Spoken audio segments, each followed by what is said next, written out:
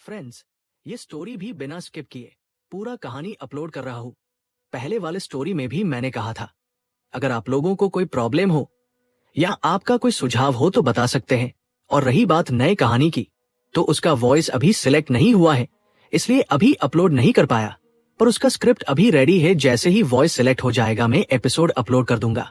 पर फिलहाल आज का दूसरा एपिसोड शुरू करते हैं, एपिसोड 47।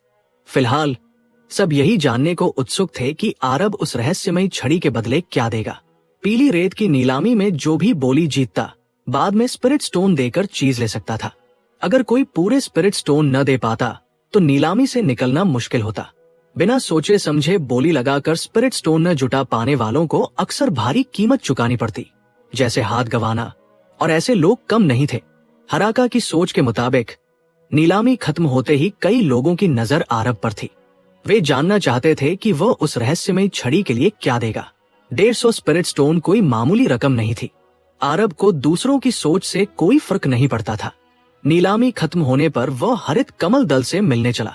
आखिर स्पिरिट स्टोन का इंतजाम तो उन्हीं के भरोसे था, मगर दुश्मन से मुलाकात तय ही लगती थी। जैसे ही वह चला, हराका इत्तेफाक से उसके रास्ते में आ खड़ा हुआ। पहले की बात का गुस्सा अब भी हराका के मन में था। आरब को देखकर उसका चेहरा और ठंडा पड़ गया।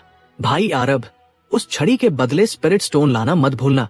आखिरी वक्त भागने की कोशिश मत करना, वरना हरिपुर सिटी के हाथों पकड़े गए तो बड़ी भारी कीमत चुकानी पड़ेगी।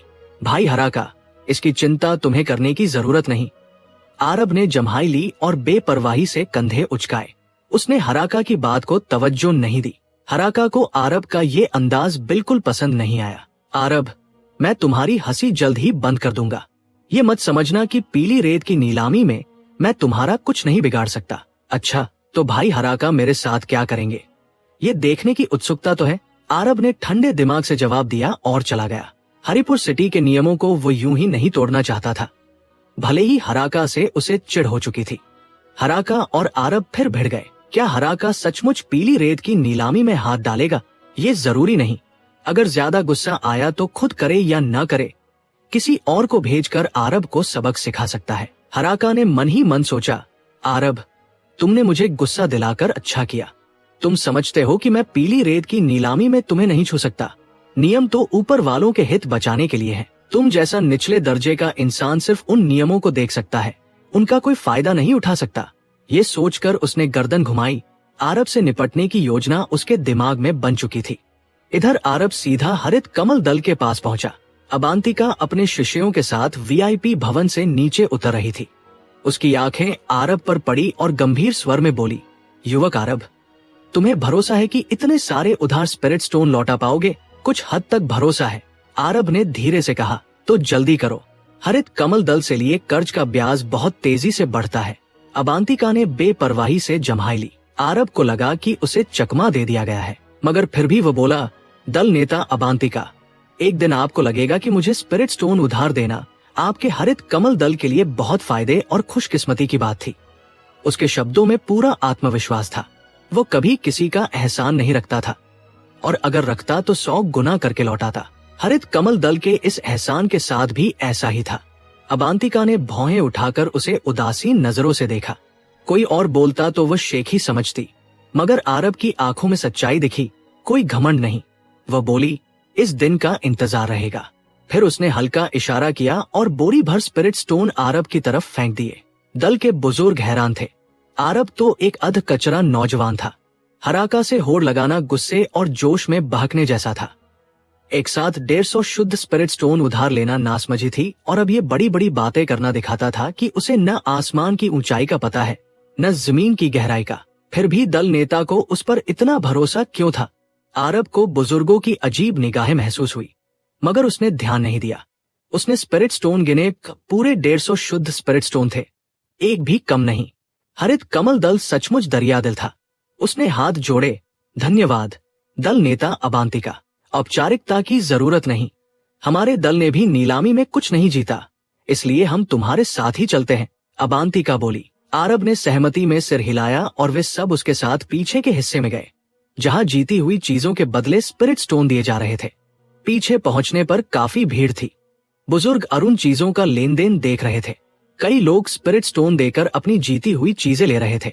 जलपुर सिटी ने चांदी के अजदहे वाली कैंची ले ली। इस बार उनकी खूब बल्ले बल्ले हुई है। आरब ने देखा जलपुर सिटी के एक निर्देशक ने चांदी के अजदहे वाली कैंची तुरंत अपने भंडार थैले में डाली और तेजी से निकल गया। दौलत दिखाना सही नहीं था। बड़ी ताकत होने के बावजूद दूसरों की बुरी नीयत से बचना जरूरी था। और हाँ, बुरी नीयत वाले थे भी। जलपुर सिटी के जाने के बाद पीछे के हिस्से में भीड़ कम हो गई। साफ था कि कई लोग उनका पीछा कर रहे थे। आरब जानता था चांदी के अजदहे वाली कैंची पर कई नजरें थी। हरिपुर सिटी में लड़ाई न करने का नियम महज मजाक था। नियम कमजोरों पर लागू होते हैं। बड़ी शक्तियां नियमों से खेलती हैं और बुजुर्ग अरुण जब तक खुलेआम लूट न हो वे दखल नहीं देते। लेकिन इस सब से आरब को क्या लेना देना। आरब के आते ही सबकी नजर उस पर पड़ी। क्या आरब सचमुच पीछे आया है? क्या उसके पास इतने स्पिरिट स्टोन हैं? बुजुर्ग अरुण ने भी उसे देखा। आरब ने हाथ पीछे बांधे और आराम से बुजुर्ग अरुण की तरफ कदम बढ़ाया। हरित कमल दल साथ नहीं गया, बल्कि थोड़ी दूर से देखता रहा, जिससे ज्यादातर लोगों को पता न चला कि उन दोनों का आपस में क्या रिश्ता है। सब बस ये जानने को बेकरार थे कि आरब उस रहस्यमय छड़ी के बदले क्या देगा। बुजुर्ग अरुण ने 2 बार खांस कर कहा, युवा मित्र आरब, क्या तुम उस छड़ी का लेन देन करने आए हो? जी हाँ, आरब ने सम्मान से उत्तर दिया।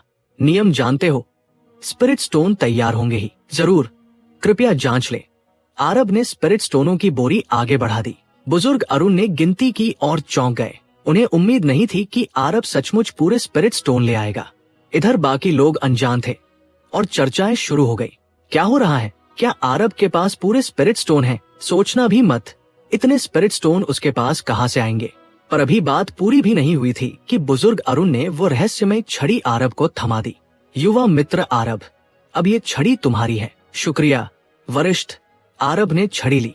मन ही मन बड़ा प्रसन्न था, लेकिन चेहरे पर उसने नाराजगी और अफसोस के भाव ला दिए, जैसे कोई बेकार चीज खरीद ली हो। उसे पता था ये छड़ी असल में अद्भुत खजाना है और पर्पल ड्रैगन भाला से इसका रहस्यमय रिश्ता है। लेकिन ये बात दिखाने का मतलब था दूसरों का शक बुलाना। ये आरब सचमुच पूरे स्पिरिट स्टोन ले आया। एक आजाद साधक इतने स्पिरिट स्टोन कहां से लाया? क्या पता। इसी बीच पीली रेत की नीलामी के पिछवाड़े की तरफ 3 लोग खड़े थे। बीच में खड़ा युवक हराका था, जो अपने बगल के 2 बूढ़ों से हंसबात कर रहा था। उन दोनों की अजीब वेशभूषा और शरीर पर अटपटे निशान थे। साफ था कि ये जंगली इलाकों के वे साधक थे, जो किसी के लिए भी कुछ भी कर सकते थे। युवा नेता हराका, ऐसा नहीं है कि हम काम नहीं करना चाहते, लेकिन पीली रेत की नीलामी में हाथ डालना ठीक नहीं। ऊपर से बुजुर्ग अरुण भी पीछे हैं। अगर हमने उस आरब को पिछवाड़े के बाहर छुआ तो बुजुर्ग अरुण भड़क जाएंगे, फिर हमारी मुश्किल हो जाएगी। दोनों आजाद साधक हंसी हंसी में बोले। हराका ने मन ही मन तिरस्कार किया। दिखावा, सचमुच इतनी हिम्मत नहीं होती तो मेरे पीछे क्यों आते? वो जोर से बोला। दोनों भाइयों, हम एक ही नाव के सवार हैं, तो सीधी बात करते हैं। आप दोनों हरिपुर सिटी में कितने दिनों से जमे हुए हैं और कितनी बार हाथ साफ कर चुके हैं, ये दुनिया न जाने, लेकिन क्या मैं नहीं जानता? सुनकर बुजुर्ग युवान और बुजुर्ग सिंकारा थोड़ा झेम पे। उन्हें नहीं पता था कि हराका को ये सब भी मालूम है। हराका ने जारी रखा, हरिपुर मुख्य नगरी में हाथ न डालने की बात सिर्फ खुलेआम के लिए है। चुपके से करने पर कोई सबूत नहीं मिलना चाहिए। हरिपुर सिटी वाले आंखें मूंद लेते हैं। रही बुजुर्ग अरुण की बात, वो तो मशहूर बेपरवाह है। जब तक नीलामी का माल न लूटो, आसमान फट भी जाए तो उन्हें फर्क नहीं पड़ता। वो हरिपुर सिटी के भी नहीं है, तो भला उनके लिए क्यों मेहनत करेंगे? लेकिन दोनों अभी भी हिचकिचा रहे थे। बस, बुजुर्ग युवान, बुजुर्ग सिंकारा, स्पिरिट स्टोन चाहिए तो मुंह खोलकर बोलो। क्या मैं हराका अंधा हूं? हराका ने धीमी आवाज में कहा। यह सुनकर युवान और सिंकारा खिसियानी हंसी हंसे। युवा नेता हराका, जानते हैं कि हम दोनों युद्ध समर्थ रैंक की दूसरी सीढ़ी पर हैं, लेकिन इस पीली रेत की नीलामी में हम कुछ भी नहीं हैं। मुझे सिर्फ ये बताओ, काम करोगे या नहीं? नहीं तो मैं किसी और को बुला लूंगा। हराका के चेहरे पर गुस्सा झलका। नहीं नहीं, हम तैयार हैं। बस, आरब को तो हम पल भर में मार सकते हैं, मगर पीली रेत की नीलामी में हाथ डालने के बाद फिर कभी हरिपुर सिटी में कदम नहीं रख पाएंगे। इसलिए शुद्ध स्पिरिट स्टोन ज्यादा नहीं, बस वो शुद्ध स्पिरिट स्टोन दे दीजिए। युवान और सिंकारा ने सौदा पेश किया। सीधे लूट क्यों नहीं लेते? हराका उनकी मंशा भाग गया। वे जानते थे कि उसके पास बस 100 से कुछ ज्यादा ही स्पिरिट स्टोन है और पूरा बटोर लेना चाहते थे। युआन और सिंकारा ने बिना शर्म के कहा, युवा नेता, सोचिए, हम जिसे मारने जा रहे हैं वो पूरब का नंबर 1 प्रतिभाशाली है, मामूली नहीं। इस माहौल और समय में 100 शुद्ध स्पिरिट स्टोन बिल्कुल ज्यादा नहीं है। ठीक है, 100 शुद्ध स्पिरिट स्टोन मंजूर। देखो, वो आरब बाहर आ गया।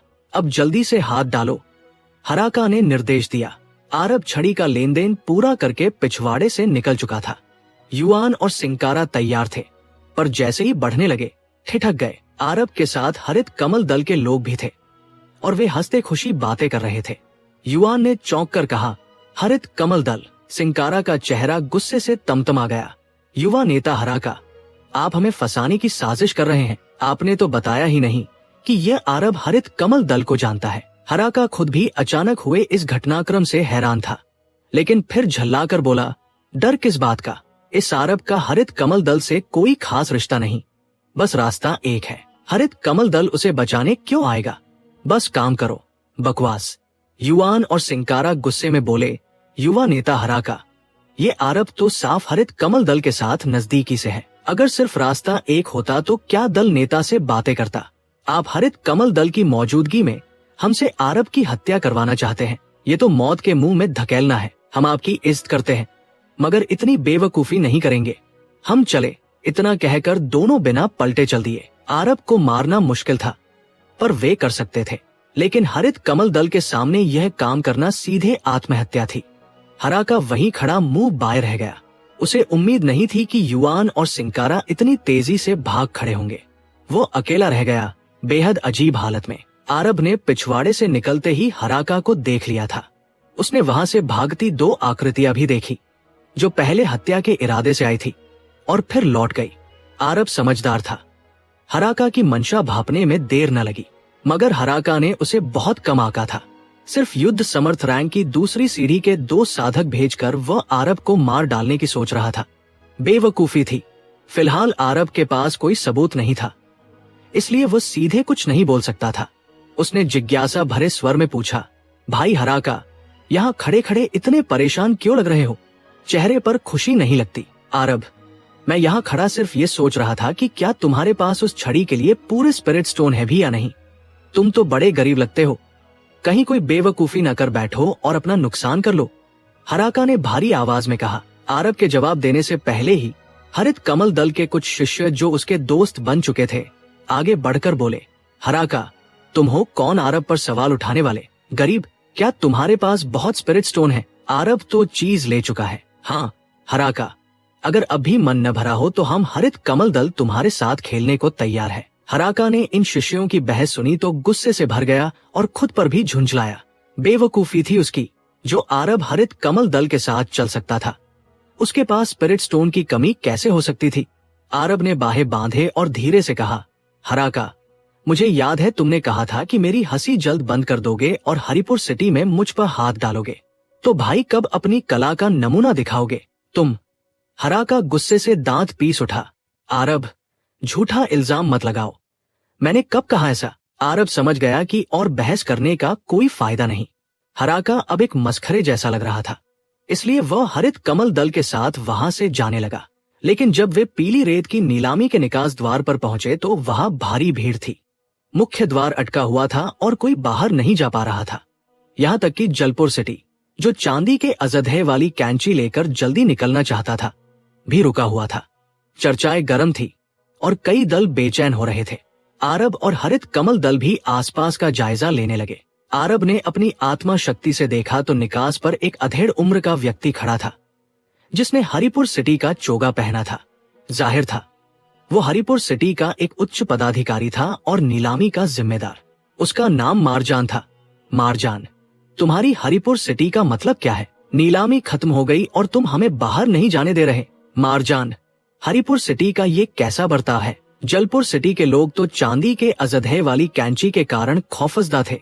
मारजान, क्या तुम्हारा शहर हमारे जलपुर सिटी को भी रोक लेगा? क्या हमारे साथ जंग छेड़ना चाहता है? मारजान ने सबको शांत किया। सभी कृपया शांत हो। अब लगभग सब आ चुके हैं, तो मैं घोषणा करता हूँ, आप सबको यहाँ रोकने का कारण है। आरब और अबांतिका भी उत्सुक हो गए। मारजान ने मुस्कुराकर कहा, दरअसल हमारी हरिपुर सिटी अपनी परीक्षा मीनार खोलने जा रही है और सभी दलों तथा बड़े संगठनों की प्रतिभाओं को इसमें हिस्सा लेने का न्योता दे रही है। सब बड़े दल इकट्ठे हैं तो ये मुकाबले का सही मौका है। मुकाबला कैसे? अबांतिका की आंखों में चमक आ गई। साफ दिखा कि उसे बड़ी दिलचस्पी है। पूरब के 36 साम्राज्यों में 36 मुख्य नगर थे। हर एक के पास अपनी परीक्षा मीनार थी, लेकिन दूसरे दलों को ये सुविधा नहीं थी। हरित कमल दल भी उनमें से एक था जिसकी अपनी परीक्षा मीनार नहीं थी। इसलिए अबांतिका की रुचि झूठी नहीं थी, लेकिन आरब को अजीब लगा। हरिपुर सिटी इतना उदार क्यों बन रही थी? जरूर कोई चाल थी। बाकी दल भी मूर्ख नहीं थे और सतर्क नजरों से मारजान को देख रहे थे। मारजान ने समझाया, हर दल अपने 3 प्रतिभाशाली सदस्य भेज सकता है। जो सबसे ऊंचे तल तक पहुंचेगा वह जीतेगा। इसके अलावा हम बाहरी साधकों को भी बुला रहे हैं। आजाद साधक एक शुद्ध स्पिरिट स्टोन की प्रवेश फीस देकर परीक्षा मीनार में हिस्सा ले सकते हैं। ये नाम कमाने का बढ़िया मौका है। हमें दिलचस्पी नहीं, हाँ हमें भी नहीं। जलपुर सिटी जैसे कई मुख्य नगर दलों को इसमें कोई खास दिलचस्पी नहीं थी, क्योंकि उनके पास पहले से अपनी परीक्षा मीनार थी। मारजान ने पहले से ही इसकी तैयारी कर रखी थी। जरा ठहरिए, इस बार जो चैंपियन बनेगा, हमारी हरिपुर सिटी उसे चांदी के अजदहे वाली कैंची से कम नहीं, एक रहस्यमय स्वर्गीय आत्मिक खजाना इनाम में देगी। अब बताइए, दिलचस्पी है या नहीं? जो अभी तक साफ मना कर रहा था। जलपुर मुख्य नगर का दल कुछ पल रुका, फिर खांसते हुए बोला, हमने थोड़ा सोचा और लगता है हरिपुर सिटी का प्रस्ताव अच्छा है। हम 2 दिन और रुककर देखेंगे। चांदी के अजदहे वाली कैंची जैसा खजाना, यानी एक और दल की धरोहर बनने लायक चीज, किसे नहीं चाहिए थी? सुनते ही हर कोई उत्तेजित हो गया। जिन मुख्य नगरों ने पहले मना किया था वे भी एक एक करके मान गए। जलपुर सिटी तो चांदी के अजदहे वाली कैंची को लेकर पहले परेशान था कि जल्दी निकल जाए, लेकिन इससे भी बड़े इनाम की बात सुनकर उनकी चिंता गायब हो गई। हमें भी मंजूर है, हमारे दल को कोई एतराज नहीं। पल भर में बहुत से दलों ने हाँ कर दी। परीक्षा मीनार का आकर्षण एक वजह थी, लेकिन असली बात थी वो रहस्यमयी खजाना। जैसा मारजान ने कहा, इससे नाम कमाने का रास्ता भी खुलता था और परीक्षा मीनार साधना में बाधा भी नहीं डालती थी। ये पूरी तरह समान स्तर पर कौशल, बुद्धि और ताकत की परीक्षा थी। तो कौन आगे नहीं आना चाहेगा? मगर आरब को लग रहा था कि हरिपुर सिटी भी मूर्ख नहीं है। चांदी के अजदहे वाली कैंची जितना कीमती खजाना इनाम में देने के पीछे उनका कोई फायदा जरूर होगा, वरना इतनी दरियादिली क्यों दिखाते? हरिपुर सिटी तो जलपुर सिटी और हर्षितपुर मुख्य नगर से भी एक दर्जा नीचे की ताकत थी। उनमें इतनी हिम्मत कहाँ से आ गई? इसी सोच में पड़े हुए आरब ने सुना कि कई दल मारजान से नियम पूछ रहे थे। मारजान ने बताया, मुकाबला 10 दिन बाद शुरू होगा। हर दल 3 प्रतिनिधि उतार सकता है। फिर उसने पूरे नियम विस्तार से बता दिए। सब दल सोच विचार में पड़ गए। अबांतिका ने धीरे से पूछा, युवक आरब, तुम्हारी भाग लेने में रुचि है? दल नेता अबांतिका, क्या आप भाग लेना चाहेंगी? आरब ने उल्टा सवाल किया। हरित कमल दल के न भाग लेने का तो कोई कारण नहीं, हालांकि हरिपुर सिटी की नीयत खोटी है, लेकिन इतना अच्छा मौका छोड़ने का सवाल ही नहीं उठता। अबांतिका ने बेपरवाही से आस्तीन झटकते हुए कहा, तो मैं बस साथ चलकर देखूंगा। आरब ने बिना खास उत्साह के कहा। अबांतिका की आंखें किसी और ही सोच में घूम रही थी। थोड़ी हिचकिचाहट के बाद सारे बड़े दलों ने न्योता स्वीकार कर लिया, भले ही उन्हें हरिपुर सिटी की छिपी योजना का अंदाजा था। मारजान ने फिर किसी को नहीं रोका और सबको ठहराने का इंतजाम कर दिया। इसके बाद वो खाली पड़ी नीलामी की इमारत में अकेला खड़ा रहा, मानो किसी का इंतजार कर रहा हो।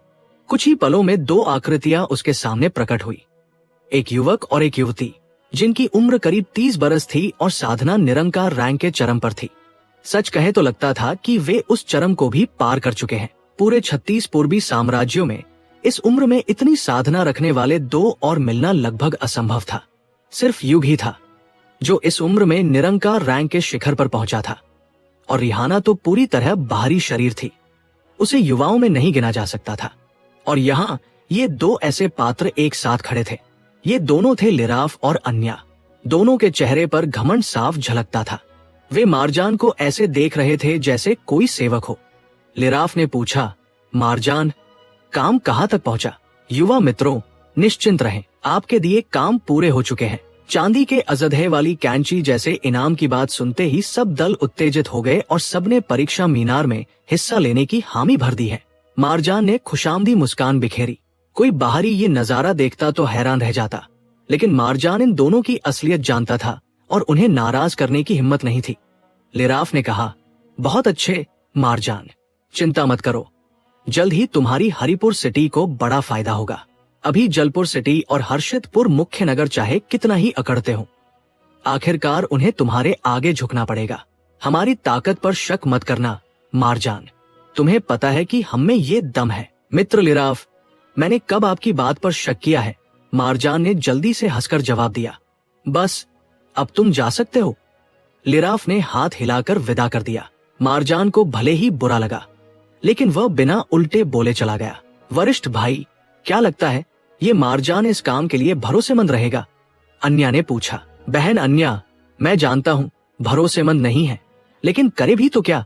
गुरुजी ने वो खजाना ढूंढने को कहा है। अगर हम खुद अंधे होकर ढूंढे तो ये पूरे 36 पूर्वी साम्राज्यों में सुई ढूंढने जैसा होगा। लिराफ ने अन्या की तरफ देखकर कहा। उसकी नजर में कुछ और ही भाव था। अन्या उसकी मंशा समझ गई, पर अनजान बनकर बोली, समझ नहीं आता गुरुजी क्या सोचते हैं। इतनी शक्ति और दिव्य क्षमता होने के बाद भी खुद 36 पूर्वी साम्राज्यों में आकर क्यों नहीं ढूंढ लेते? यहाँ तो बरसों से कोई सम्राट स्तरीय योद्धा भी नहीं रहा। गुरुजी को डर किस बात का है? बहन, तुम नहीं जानती, गुरुजी जिसे ढूंढ रहे हैं वह है वध देवता भाला, शुआंतियान आत्मिक खजाना की सीमा पार का एक महा खजाना। इस पर सिर्फ गुरुजी की नजर नहीं है, न जाने कितने बड़े बड़े लोग इसे पाना चाहते हैं। बस लोगों को ये नहीं मालूम कि वध देवता भाला इन्हीं 36 पूर्वी साम्राज्यों में है। हमें बस किस्मत से ज्यादा जानकारी मिल गई। अगर गुरुजी खुद आते तो ये राज खुल जाता कि वध देवता भाला यहाँ है, इसलिए हमें चुपके से भेजा है। लिराफ ने समझाया। वध देवता भाला क्या सचमुच इतना अद्भुत है कि गुरुजी भी ललचा गए? शुआंतियान आत्मिक खजाना की सीमा पार का मतलब ही क्या होता है? अन्या ने हैरानी से पूछा। लिराफ ने गंभीर होकर कहा, मुझे नहीं पता कि शुआंतियान आत्मिक खजाना से परे क्या चीज होती है, लेकिन इतना जरूर जानता हूँ कि एक शुद्ध स्तर का शुआंतियान आत्मिक खजाना ही हमारे जैसे गुरु को कभी घायल कर सकता था।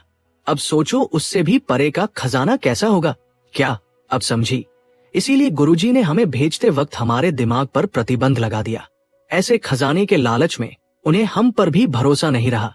अन्या की आंखों में दुख उभर आया। लिराफ ने कहा, इसमें गुरुजी का दोष नहीं, यह काम सौंपा है तो वध देवता भाला ले जाने पर हमें भी फायदा जरूर होगा।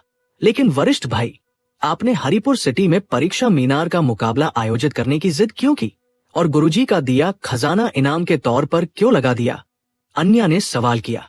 इसके पीछे मेरी सोच है। हरिपुर सिटी की इस नीलामी में कई बड़े दलों के ऊंचे अधिकारी और प्रतिभाएं आए हैं। मैंने परीक्षा मीनार का प्रतिबंध बदल दिया है।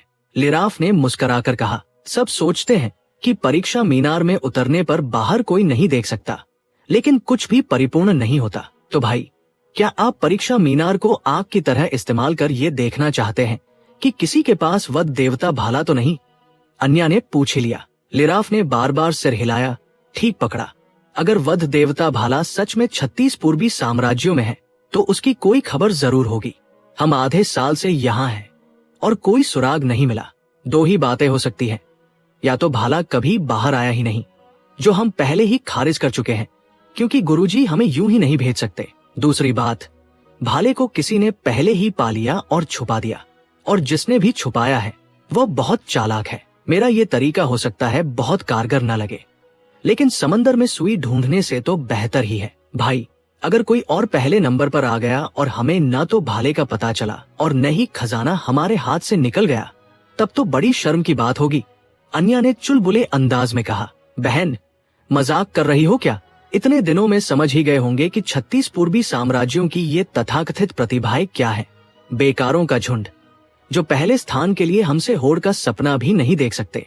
लिराफ ने तिरस्कार भरी हंसी के साथ कहा। उधर हरिपुर सिटी में सब दलों को ठहरा दिया गया। आरब हरित कमल दल के साथ एक कमरे में अकेला था। उसने रहस्यमयी छड़ी को पर्पल ड्रैगन भाला के पास रखा। उम्मीद के मुताबिक भाले से एक खुशी भरी कपी पैदा हुई। वो तुरंत छड़ी से जुड़ जाना चाहता था। लगता है इस छड़ी का पर्पल ड्रैगन भाला से गहरा नाता है, मगर दोनों को एक करने के लिए एक मास्टर ढलाईकार ढूंढना होगा। आरब ने सोच और फिर बिना देर किए निकल पड़ा। हरिपुर सिटी एक बड़ा व्यापारिक शहर था। मास्टर ढलाईकारों की कमी नहीं थी। जल्द ही वो एक ढलाई की दुकान में था। दुकानदार ने आरब को देखते ही कहा, नौजवान, आप सही जगह आए हैं। हमारे यहाँ मशहूर मास्टर केतन है। उनका ढलाई का स्तर लाजवाब है। बस तारीफ छोड़िए, अगर आपकी दुकान का काम अच्छा न होता तो मैं यहाँ न आता। स्पिरिट स्टोन की कीमत बाद में तय करेंगे, पहले मुझे मास्टर से मिलवाइए, आरब ने कहा। दुकानदार उसे पिछवाड़े ले गया, जहाँ एक हट्टा कट्टा अधेर हथौड़ा चलाते हुए चिंगारियां उड़ा रहा था। यही मास्टर केतन था। मास्टर केतन, ग्राहक आए हैं, जरा देखभाल कीजिए। केतन ने आरब को देखकर पूछा, नौजवान, कुछ बनवाना है? जी हाँ, आरब ने दुकानदार की तरफ देखा, जो समझदारी से वहां से सरक गया। नौजवान, बनाना क्या है? बेझिझक बोलो, पूरी हरिपुर सिटी में मेरी कला जानी जाती है, केतन ने भरोसे से कहा। बस यही, मास्टर केतन, जरा देखिए। आरब ने हाथ हिलाया और पर्पल ड्रैगन भाला और नीलामी वाली रहस्यमयी छड़ी बाहर तैरने लगी। केतन ने हैरानी से दोनों को देखा। ये क्या है? बहुत आसान है। मैं चाहता हूँ कि आप भाले के डंडे को दोबारा गढ़े और इस छड़ी को भाले के डंडे के रूप में लगाए, मतलब दोनों को जोड़कर एक कर दे, आरब ने मुस्कुराकर कहा। नौजवान, इसे बनाने में कोई दिक्कत नहीं, लेकिन याद रखना, आमतौर पर ढलाई कबाड़ को ठीक करने के लिए होती है। इस तरह जोड़ने का नतीजा अच्छा नहीं भी हो सकता। आपके ये दोनों आत्मिक हथियार काफी कीमती हैं। अगर ढलाई में कोई गड़बड़ हो गई तो बड़ी हानि हो सकती है, केतन ने हिचकते हुए कहा। उसने ऐसा मिलान कभी नहीं किया था। हर आत्मिक हथियार की अपनी चेतना होती है और एक के ऊपरी हिस्से को दूसरे पर लगाने से वे विरोध कर सकते हैं, जिससे हथियार की ताकत घट जाती है। मुझे ये सब पता है और मैं तैयार हूँ, बस बताइए ये काम करेंगे या नहीं? आरब बोला। जरूर करूंगा, रहे स्पिरिट स्टोन, केतन अटका। आरब ने भाप लिया। 5 लाख साधारण स्पिरिट स्टोन। सीधी बात, 5 लाख पक्का? केतन ने झट से हाँ कर दी। ढलाईकारों के लिए एक कोशिश में 5 लाख स्पिरिट स्टोन मिलना बहुत अच्छा था। आरब ने तुरंत 5 लाख स्पिरिट स्टोन गिनकर थमा दिए। केतन ने खुश होकर कहा, नौजवान, 2 दिन प्रतीक्षा करो, काम में थोड़ा समय लगेगा, लेकिन 2 दिन के अंदर तुम्हें संतोषजनक जवाब दे दूंगा। फिर वह छड़ी और भाला लेकर ढलाई कक्ष में घुस गया। आरब बाहर इंतजार करने लगा, ऊपर से शांत लेकिन भीतर उत्सुकता भरी थी। एक दिन बीता, फिर दूसरे दिन की दोपहर, और तभी अचानक एक धमाका हुआ। ढलाई कक्ष जोर से फट पड़ा। केतन बाहर उछलकर गिरा और एक अद्भुत आभा फैल गई, जैसे कोई देवता उतर आया हो। सांस लेना भी भारी हो गया। आरब चौंका और ऊपर देखा तो पाया कि ये तेज पर्पल ड्रैगन भाला से आ रहा था। अब भाले का डंडा बदलकर वही रहस्यमयी छड़ी लग चुकी थी। भाला हवा में तना हुआ था, मानो देवताओं और बुद्धों को भी मार गिराने वाला कोई बेजोड़ हथियार हो। आरब हैरान था। आखिरकार मैं फिर जुड़ गया, इसी दिन का तो इंतजार था। भाला तेजी से दूर भागने को बढ़ा। आरब ने आंखें सिकोड़ी और तेजी से हाथ बढ़ाया। भाला जोर से कांपा और विवश होकर वापस उसकी तरफ लौट आया। धिक्कार है नन्हे कमीने, तू खून के रिश्ते से मुझे काबू कर रहा है, भाले ने चीख कर कहा। आरब ने भाले को देखते हुए सोचा, पता नहीं तुझे क्या हुआ, पर इतना तय है कि तू अभी दिखावे की ताकत दिखा रहा है। तेरी ये भयानक आभा जितनी डरावनी लग रही है, उतनी ही तेरी भीतर की कमजोरी जाहिर कर रही है। और हमारा तो खून का रिश्ता है, मैं तेरा स्वामी हूँ, तू मुझसे भाग नहीं सकता। सच तो ये था कि आरब खुद भी घबराया हुआ था। बोलने वाला आत्मिक हथियार उसने पिछले जन्म के सारे अनुभव में भी नहीं देखा था, पर हमेशा की तरह उसने अपना आपा नहीं खोया। उसे पता था कि ये मुसीबत बुला सकता है। उसने तुरंत कहा, वरिष्ठ लूना, केतन और दुकानदार की याददाश्त तुरंत मिटा दो। किसी को पता नहीं चलना चाहिए कि मैं आज यहाँ आया था। फिर उसने चोरी छिपे तमाशा देख रहे दुकानदार को पकड़ लिया। उसे पता था कि यह मामला बहुत संगीन है और राज फैलना नहीं चाहिए। शुरू से ही उसे अंदाजा था कि पर्पल ड्रैगन भाला असाधारण है, और अब साफ दिख रहा था कि इसमें कोई बड़ा रहस्य है। अभी अभी जो शोर हुआ था वो दूर दूर तक सुनाई देगा और तरह तरह की ताकतें खींची चली आएंगी। आरब को हर संभव खतरे से तेजी से निपटना था। श्रीमान, ये आप क्या? दुकानदार घबरा गया। लूना ने क्षण भर में अपनी आत्मा शक्ति से दुकानदार और केतन की यादें मिटा दी। अब उनके दिमाग में आरब का कोई निशान नहीं बचा था। आरब ने फिर एक पल भी बर्बाद नहीं किया और वहां से निकल भागा। 100 सांस गिनने के भीतर ही कई दल वहां पहुंच गए। हरित कमल दल की अबांतिका और बाकी भी आन पहुंचे। क्या हुआ? अभी अभी तो एक स्वर्गीय आत्मिक खजाने की आभा महसूस हुई थी। हाँ, ऐसा लगा जैसे कोई अनोखा खजाना पैदा हुआ हो। बहस होती रही, लेकिन वहां बेहोश दुकानदार और केतन के सिवा कुछ न मिला। जलपुर सिटी के मुखिया ने आदेश दिया, इन दोनों की यादें खंगालो। एक शिष्य ने मन ही मन जांच कर बताया, बुजुर्ग, इनकी यादों में उस स्वर्गीय खजाने का कोई सुराग नहीं है, पर यादें जरूर मिटाई गई है। यादें मिटाना तो जरूर यहाँ कुछ घटा है और कोई स्वर्गीय आत्मिक खजाना प्रकट हुआ होगा। शायद दर्जा भी नीचा ना हो। मगर फिर सबने ठंडी सांस ली। पर क्या फायदा, यादें पूरी तरह मिट चुकी हैं। अब जांच का कोई रास्ता नहीं। हमारे शहर का इससे कोई लेना देना नहीं। हम चले। कुछ दल मायूस होकर लौट गए। कुछ ने बार बार यादें टटोली, पर कुछ न मिला। वे भी उदास लौट गए। करीब 2 घड़ी में सब तितर बितर हो चुके थे। सिर्फ हरिपुर सिटी का मारजान खड़ा सोचता रहा, इन दोनों को उठाकर ले चलो, मुझे खुद पूछताछ करनी है। उधर आरब बाहर मारा मारा घूमता रहा। वह तुरंत हरित कमल दल के पास नहीं लौटा, नहीं तो शक हो सकता था। पूरा एक दिन बाहर बिताकर रात ढले वो वापस आया। हरित कमल दल के ठहरने की जगह पहुंचकर उसने सबको सामान्य तरीके से नमस्ते किया। जैसे ही अपने कमरे में पहुंचा, तब जाकर उसने गहरी सांस ली। ऊपर से शांत, लेकिन भीतर बिल्कुल नहीं, क्योंकि भाले ने उसके भंडार थैले में हंगामा मचा रखा था। मजबूरन उसे आयामी पेंडेंट के अंदर डालना पड़ा, जहां मछली जनजाति की आत्मिक शक्ति से उसे दबाना पड़ा। फिर भी दबाना बेहद मुश्किल था और पेंडेंट के अंदर उथल पुथल मची हुई थी।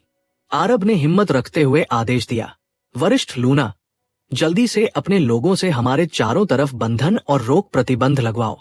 कई मछली योद्धाओं ने तुरंत प्रतिबंधात्मक जाल बुन दिया। इसके बाद आरब ने पेंडेंट से भाले को बाहर निकाला। सन्न, जैसे ही भाला बाहर आया, भागने को बढ़ा। वापस आ, आरब गरजा। भाला कांपा और छूटना चाहा, लेकिन आखिर आरब के काबू से बाहर न हो सका। वो भुन भुनाया, तेरी दादी का नन्हे खरगोश, तू खून की बेड़ी से मुझे जकड़ रहा है। मान जा, मैं मिनटों में तुझे मार सकता हूँ। आरब ने मुस्कुराकर कहा, पर्पल ड्रैगन भाला, अगर सच में मार सकता तो अब तक मार चुका होता। इंतजार क्यों करता? बकवास। मेरा नाम वो घटिया पर्पल ड्रैगन भाला नहीं है। मेरा नाम है वध देवता भाला, समझा? नौजवान, मुझे वध देवता भाला बुला। भाले की आत्मा दहाड़ी, वध देवता भाला। आरब ने दोहराया। नाम बड़ा रौबीला था। डर गया ना? सुन, मैं बता रहा हूँ। मुझे अपना स्वामी मान लेने से ये मत समझ कि मैं तेरी बात मानूंगा। नन्हे कमीने, मैं एक दिव्य हथियार हूँ। तुझे क्यों अपनाऊंगा? भाले की आत्मा का रवैया बड़ा तीखा था। आरब ने ठिठोली की, अगर नहीं मानता तो जब मैंने खून बांधा था तब विरोध क्यों नहीं किया? तेरी चेतना देखकर लगता है तू मना कर सकता था। वध देवता भाला झल्लाकर बोला, मैं तेरी सोच समझता हूँ। पीछा करते करते मैं यहाँ गिरा। मजबूरन अपने फाल और डंडे अलग अलग करने पड़े। मेरी आत्मा एक मामूली आत्मिक भाले में सो गई। जब तूने मुझे खून का बंधन पहनाया तब मैं सो रहा था। विरोध कैसे करता? आरब हंस पड़ा, तू सो रहा था, इसमें मेरा क्या दोष? तूने बताया नहीं कि तू सो रहा है। तू। भाला गुस्से से कांपने लगा। अच्छा ये बता, तेरा असली इतिहास क्या है? तेरा पीछा क्यों हुआ? पहले क्या हुआ था? आरब ने पूछा। जो नहीं जानता उसे मत पूछ, भाले ने रुखाई से जवाब दिया। आरब ने ठुड्डी रगड़ते हुए सोचा, जरूर कोई बड़ा राज है। भाले की आत्मा की चेतना और अभी अभी जो ताकत दिखी, उससे साफ था कि वो बहुत ऊंचे दर्जे का था। आरब ने शांत भाव से पूछा, जब बिखरे फाल और डंडा जुड़ते हैं तभी तू जागता है ना? और नहीं तो क्या, तू बड़ा किस्मत वाला है जो तुझे मेरा फाल और डंडा दोनों मिल गए। अब मेरा शरीर पूरा हो गया तो आत्मा जाग उठी। लेकिन भाला अचानक रुक गया। लेकिन क्या? कुछ नहीं, मेरे मामलों में ज्यादा टांग मत अड़ा। आरब ने इत्मीनान से पूछा, अब आगे क्या करेगा? वध देवता भाला अकड़कर बोला, सुन, मेरा फाल और डंडा ढूंढने में मदद की, इसलिए अगर तू मुझे आजाद कर दे तो मैं तेरी जान बख्श दूंगा, बाद में भारी इनाम भी दूंगा। बोल, खून का बंधन हटाना मुश्किल नहीं, अगर मैं मना करूं तो? आरब मुस्कुराया। नन्हे, मेरा फायदा मत उठा। भाला गरजा। वध देवता भाला, तेरा दिमाग तो ठीक है, तुझे छोड़ दूं ताकि फिर से तेरा पीछा हो और तू लुट जाए। मेरे मामले में दखल मत दे। भाला फटा। मैं तुझे क्यों दखल दूं? आरब का चेहरा सख्त पड़ने लगा। वह आसानी से गुस्सा नहीं होता था, लेकिन जब जरूरत पड़े तब कम नहीं था। उसने ठंडे स्वर में कहा, तू जाना चाहता है? सुन, मुझे फर्क नहीं पड़ता तू क्या है और कौन है, लेकिन तुझे छोड़ने का मतलब मेरे लिए मुसीबत खड़ी करना है। जाना नामुमकिन है। सच तो ये था कि आरब को इस भाले का लालच नहीं था। इतनी शानदार चीज रखना अभी उसके बस का नहीं था। विपत्ति बुलाने जैसा था, लेकिन छुटकारा पाना आसान नहीं था। अगर भाले का जरा सा भी सुराग बाहर हुआ तो दूसरे भाले के जरिए सीधे उसी तक पहुंच जाएंगे, क्योंकि भाले की नीलामी सबने देखी थी। इसीलिए आरब ने कड़ाई से कहा, अब तू चाहे वध देवता भाला बन या पर्पल ड्रैगन भाला, चुपचाप रहे और मेरे लिए परेशानी मत बन। नन्हे, तू मुझे धमका रहा है। तूने मेरा भंडार थैला और आयामी पेंडेंट उलट पुलट होते देखा ही है। डर लग रहा है तो अभी झुक जा। भाला गुर्राया। आरब ने हंसकर जवाब दिया, वध देवता भाला, तू मेरी क्षमता नहीं जानता। तू भले सोया रहा, लेकिन खून के रिश्ते से मेरी कुछ बातें जानता होगा। क्या तुझे लगता है मैं तुझे किसी दैत्य जानवरों के झुंड के बीच या बंधन जाल में फेंक कर जलील नहीं कर सकता? तू क्या समझता है मैं बेकार हूँ? ना, दूसरों को पता ना हो, पर तू मुझे बेवकूफ समझता है। अभी तू खाली खोल है। मैं नहीं जानता तू अपने जोर पर कितना ताकतवर था, लेकिन अभी अभी जागा है। तेरे पास कोई खास दम नहीं है। आरब का स्वर ठंडा था। मानता नहीं तो आजमा ले, भाला पूरे भरोसे से बोला। आरब ने आंखें सिकोड़ी और फिर लूना से बोला, लूना, मेरा दूर संचार यंत्र निकालो। जी युवा स्वामी, लूना ने तुरंत जवाब दिया। सुनते ही भाले की अकड़ गायब हो गई। अरे रुको, लूना, निकालो। आरब ने अनसुना कर दिया। भाला घबरा कर बोला, श्रीमान, आरब दादा, रहम करो। सबसे ज्यादा मुझे बंधनों से चिढ़ है। मुझे ऐसे जलील न करो। अभी तो बड़ी अकड़ दिखा रहा था। आरब ने लूना को रुकने का इशारा किया। अब तक की जांच से आरब समझ चुका था कि भाले की आत्मा जंगली और बूढ़े किस्म की लगती है, मगर असल में उसका व्यवहार एक किशोर की तरह ही विद्रोही और बचकाना है। वरना सदियों पुराना कोई भी व्यक्ति खुद को बूढ़ा कहकर नहीं पुकारता। भाला अब चापलूसी करने लगा। मालिक, मुझे साथ रखो, मैं बड़े काम का रहूंगा। बता, अभी भीतर से खोखला और ऊपर से मजबूत दिखने के अलावा तेरा क्या फायदा है? आरब, तू गलत सोच रहा है। मैं अभी भी युद्ध समर्थ रैंक के किसी योद्धा को एक ही वार में मार सकता हूँ। आरब चौंका। युद्ध समर्थ रैंक के विशेषज्ञ को एक वार में मार देने की ताकत, अपनी सारी शक्ति लगाकर भी वो ये दावा नहीं कर सकता था। बड़ी बड़ी बातें करना किसे नहीं आता। यकीन नहीं तो कसम खाता हूँ, अगर झूठ बोला तो 5 बिजलियां गिरेंगी। चाहे तो मुझे फौरन बंधन में बांध देना। भाले ने गिड़गिड़ा कर कहा, ठीक है, थोड़ा भरोसा करता हूँ। अभी तू किस श्रेणी के स्वर्गीय आत्मिक खजाने की बराबरी कर सकता है? कम से कम बीच श्रेणी के स्वर्गीय आत्मिक खजाने की। पर मेरी बुनियाद तो मारने की है। नाम सुनते ही अंदाजा लग जाता होगा कि मैं कितना खूंखार था।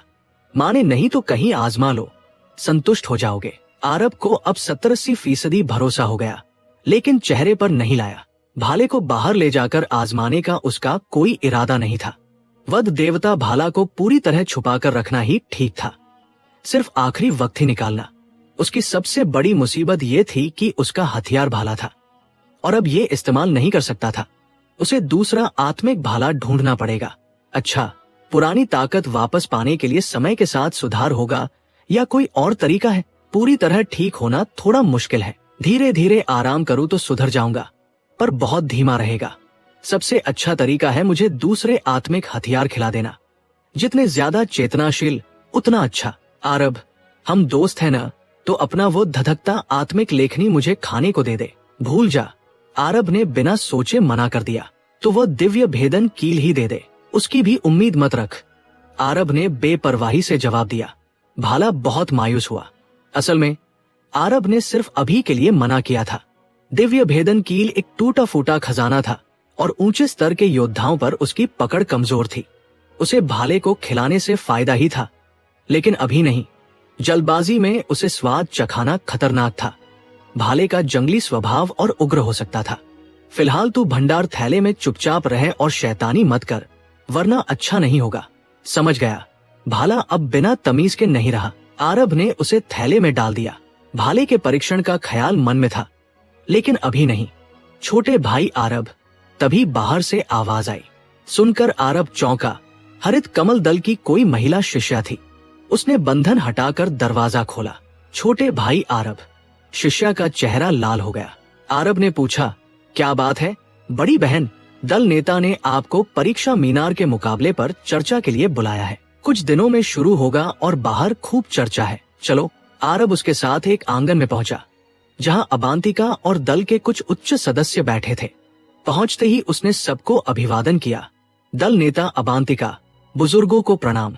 हालांकि कुछ बुजुर्ग उसे पसंद नहीं करते थे, लेकिन उसके सम्मानजनक व्यवहार से वे खुलकर कुछ न बोले। अबांतिका ने इशारे से पास खड़ी 3 युवतियों की ओर बताया, आरब, इस बार हमारे हरित कमल दल ने जिन 3 शिष्याओं को चुना है, उन्हें देखो। बाई ओर रिहाना थी, जो आरब की जानी पहचानी थी और अबांतिका का बाहरी शरीर थी। उसकी साधना निरंकार रैंक के चरम पर थी। बाकी दोनों की साधना निरंकार रैंक के 8वें स्तर से आगे नहीं बढ़ पाई थी, लेकिन परीक्षा मीनार का साधना स्तर से बहुत गहरा रिश्ता नहीं था। आरब ने सहजता से कहा, दल नेता, तीनों बहनें बहुत अच्छी हैं। क्या तुम्हारे जितनी अच्छी हैं? अबांतिका ने सीधा सवाल दागा। आरब खांस कर बोला, दल नेता का मतलब साफ साफ कहिए। बस इतना ही कि क्या युवा मित्र आरब को इस परीक्षा मीनार में दिलचस्पी है? नहीं, आरब का सीधा जवाब था। दलों की होड़ से उसे कोई लेना देना नहीं था। और अगर मैं, अबांतिका, तुम्हें बुलाऊं तो? अबांतिका के होठों पर हल्की मुस्कान आई। आरब की हिचकिचाहट देख अबांतिका ने धीरे से कहा, युवक आरब, तुम्हें याद होगा कि तुम पर हमारे दल के काफी स्पिरिट स्टोन बाकी है। ये सही है, दल नेता कहती है तो मना नहीं कर सकता। आरब हंसते रोते बोला। अबांतिका ने कर्ज देने के तुरंत बाद ही उससे वसूली शुरू कर दी थी। उसने तीनों शिष्याओं की ओर देखकर कहा, लेकिन कम से कम 3 का कोटा तो है, और मैं हरित कमल दल का सदस्य नहीं, उनका प्रतिनिधित्व कैसे कर सकता हूँ? हरिपुर सिटी का ऐसा कोई नियम नहीं कि दूसरे दल के व्यक्ति को नहीं ला सकते, और कोटा बदलना तो बहुत आसान है। अबांतिका ने इत्मीनान से जवाब दिया।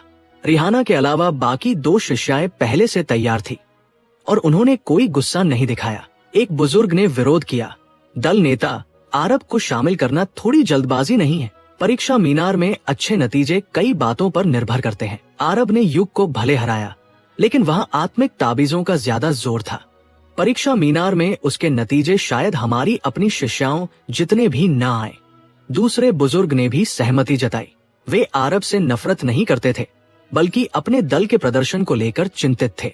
अबांतिका ने पलक झपकाकर कहा, मुझे नहीं लगता ये जल्दबाजी है। आरब ने बाइसन नगर की परीक्षा मीनार में कई बार हाथ आजमाया होगा, है ना? पहले बोलने वाली बुजुर्ग महिला ने आरब से पूछा, युवक आरब, बाइसन नगर की परीक्षा मीनार में आत्मा साधक रैंक के समय तुमने कितनी मंजिलें पार की थी? वे आरब पर भरोसा करने से पहले सच्चाई जान लेना चाहते थे। आरब थोड़ा रुका, फिर बोला, कहना आसान नहीं। क्या मुश्किल है मित्र आरब? अगर अपने ऊपर भरोसा है तो बताने में क्या हर्ज? हाँ, हम हंसेंगे नहीं। हंसने का शब्द सुन आरब समझ गया कि इन बुजुर्गों ने उसकी बात का गलत मतलब निकाला है। उसने सिर खुजलाया और फिर बिना छुपाए कहा, आत्मा साधक रैंक में मेरी सबसे अच्छी उपलब्धि 20वीं मंजिल थी। 20 मंजिल? क्या? बुजुर्गों की आंखें फैल गई। आरब, तुम सच कह रहे हो? आरब, जानते हो 20 मंजिल का मतलब? इतने सालों में पूरे साम्राज्यों के मुख्य नगरों में शायद ही किसी ने ये कीर्तिमान बनाया हो। क्या तुम हमसे मजाक कर रहे हो? वे सीधे नाम लेकर पूछने लगे, यकीन करने को तैयार नहीं थे। आरब ने बेबस होकर कहा, मैं बताना नहीं चाहता था, आप लोगों ने पूछ लिया, अब बता दिया तो यकीन नहीं। बुजुर्ग हक्के बक्के रह गए, लेकिन फिर भी अड़े, युवक आरब, हम चाहते हैं तुम हकीकत बताओ, बेसर पैर की बात नहीं। आरब ने उदास होकर सफाई देना छोड़ दिया। बुजुर्गों, अगर यकीन नहीं तो कभी भी बाइसन नगर जाकर पता कर लीजिएगा। अगर मेरी बात झूठी निकली तो मुझसे हिसाब ले लेना। ये सुनकर हरित कमल दल की महिला बुजुर्गों की जुबान बंद हो गई। वे एक दूसरे का मुंह ताकने लगी। अबांतिका ने शांत भाव से कहा, तो अब जब आरब इतना आश्वस्त है तो बुजुर्गों के पास कहने को कुछ है? अब किसी को कुछ नहीं कहना था। आरब ने झिझकते हुए पूछा, दल नेता, क्या आपको सचमुच मुझ पर भरोसा है? अगर मैं सिर्फ शेख ही मार रहा हूँ? भरोसा उतना नहीं, तुम बस एक विकल्प हो। हमारी शिष्याओं का प्रदर्शन खराब रहा तो तुम्हें उतारेंगे। दूसरे शब्दों में, शायद तुम्हें मौका ही न मिले। अबांतिका ने बिना लागल पेट के जवाब दिया। आरब को थोड़ी झुंझलाहट हुई, लेकिन हो सके तो वो सचमुच परीक्षा मीनार में नहीं उतरना चाहता था। उसकी दिलचस्पी सिर्फ साधना बढ़ाने तक सीमित थी। फिर भी तैयारी तो करनी ही थी। उसने अबांतिका से विदा ली और शहर के कई व्यापारिक हॉल में गया। ढेर सारे स्पिरिट स्टोन खर्च करके उसने ढेरों सामग्री खरीदी, सब आत्मिक ताबीज बनाने के लिए। हालांकि उसके पास पहले से कुछ ताबीजें थी, लेकिन वे दुश्मनों से लड़ने के लिए काफी थी। परीक्षा मीनार तोड़ने के लिए और ताबीजें चाहिए थी, खासकर जब पर्पल ड्रैगन भाला अब वध देवता भाले में बदल चुका था। सामग्री लेकर उसने धधकते आत्मिक लेखनी से ताबीजें बनाई। 10 दिन बीतते ही परीक्षा मीनार का मुकाबला शुरू हो गया। आरब हरित कमल दल के साथ हरिपुर सिटी की परीक्षा मीनार पहुंचा, जहां भारी भीड़ थी। आज परीक्षा मीनार सबके लिए खुली थी। आसपास कोई पहरेदार नहीं था। निरंकार रैंक के लगभग हर साधक जो आ सकता था वहां मौजूद था। गिनती में कई सौ लोग थे। बड़े दलों को ये पसंद नहीं आ रहा था कि इतने आजाद साधकों को बुलाकर समय बर्बाद किया जा रहा है। एक उच्च दल के व्यक्ति ने कहा, छोटी मछलियां हैं, इनके परीक्षा मीनार में जाने से क्या फर्क पड़ता है। आरब ने इधर उधर नजर दौड़ाई। 2 तरह के लोग थे, एक तो मुख्य नगर और दलों की ताकतें जो स्वर्गीय आत्मिक खजाने के लिए लड़ रही थी, दूसरे परीक्षा मीनार के खिंचाव में आए आजाद साधक, जिनकी तादाद ज्यादा थी और जिन्होंने प्रवेश के लिए एक शुद्ध स्पिरिट स्टोन दिया था। करीब एक घड़ी बाद हरिपुर सिटी का जिम्मेदार मारजान सामने आया। उसने कहा, आप सबने हमारी हरिपुर सिटी को सम्मान दिया, इसके लिए आभार। नियम सबको मालूम है, जो पहला स्थान हासिल करेगा उसे हमारे शहर की ओर से स्वर्गीय आत्मिक खजाना मिलेगा। सुनते ही कई साधकों की आंखें चमक उठीं। मारजान ने आगे कहा, इसलिए सब लोग अपनी पूरी ताकत झोंक दें। आप सब जानते ही हैं, परीक्षा मीनार के अंदर चाहे जो करें, बाहर कोई नहीं देख सकता, इसलिए निश्चिंत रहें। आरब को लगा कि मारजान किसी खास मुद्दे पर जोर दे रहा है कि परीक्षा मीनार पूरी तरह बंद है, अपने गुप्त हथियार बेखौफ निकाल सकते हैं। एक बार कहता तो ठीक था, लेकिन बार बार दोहराने से आरब को शक हुआ कि हरिपुर सिटी की कोई चाल है। लेकिन वे आजाद साधक जिन्होंने कभी परीक्षा मीनार नहीं देखी थी बहक गए। ये परीक्षा मीनार तो कमाल की है, चलो फिर तो अपनी छिपी कलाएं आजमाते हैं। मारजान ये देखकर खुश हुआ। लिराफ और अन्या की योजना के अनुसार अगर खजाना रखने वाला कोई यहाँ नाम कमाना चाहता तो वो जरूर अपना खजाना बाहर निकालता और उसी से ऊंची मंजिल तक पहुंचता। मारजान ने मन ही मन सोचा, चारा डाल दिया गया है, अब देखते हैं मछली फंसती है या नहीं। काफी देर बोलने के बाद उसने घोषणा की, अब शुरू करते हैं। पहले आजाद साधक परीक्षा मीनार में प्रवेश करेंगे, जब वे खत्म हो जाएंगे तब दलों की बारी होगी। बड़े दल नाराज हुए, लेकिन मारजान ने अनदेखा कर दिया। पहले एक आजाद साधक को बुलाया गया। वो बड़े जोश से परीक्षा मीनार की तरफ दौड़ा। दूसरे दलों की प्रतिभाओं ने उसे हिकारत से देखा, गवार कहीं का।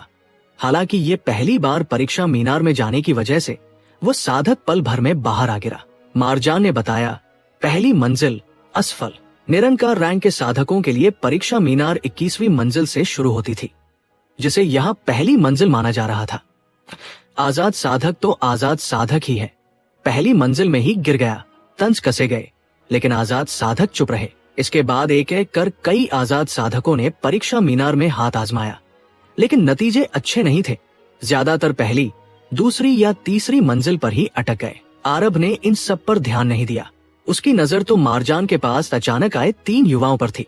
उसमें से एक हरिपुर सिटी का नंबर 1 प्रतिभा था, जिसकी साधना 6ठे स्तर पर थी और जो कोई खतरा नहीं था।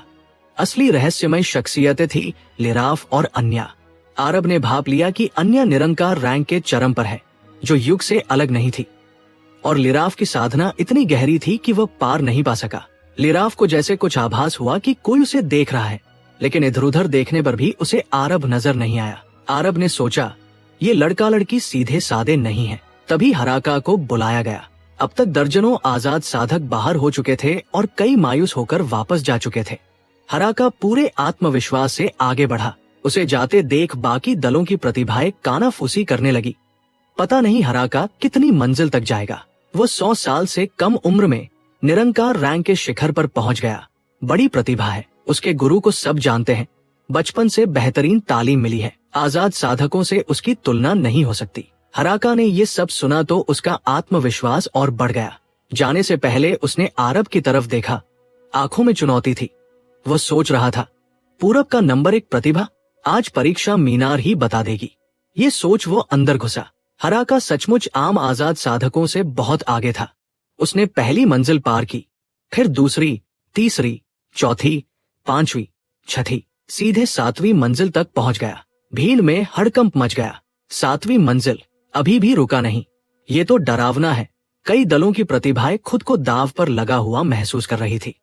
फिर हराका 8वीं मंजिल पर पहुंचा, फिर 9वीं और फिर 10वीं मंजिल। 10वीं मंजिल पर पहुंचकर उसने आधे घड़ी संघर्ष किया और आखिर वही रुककर बाहर आ गया। 10वीं मंजिल, ये तो कमाल का कीर्तिमान है। बड़े बड़े दलों की प्रतिभाएं भी इसकी गारंटी नहीं ले सकती। हराका एकाएक सबकी नजरों का केंद्र बन गया। बाहर आकर उसके चेहरे पर संतोष और घमंड साफ झलक रहा था। उसे दूसरों की ईर्ष्या और तारीफ भरी निगाहें पसंद आ रही थी।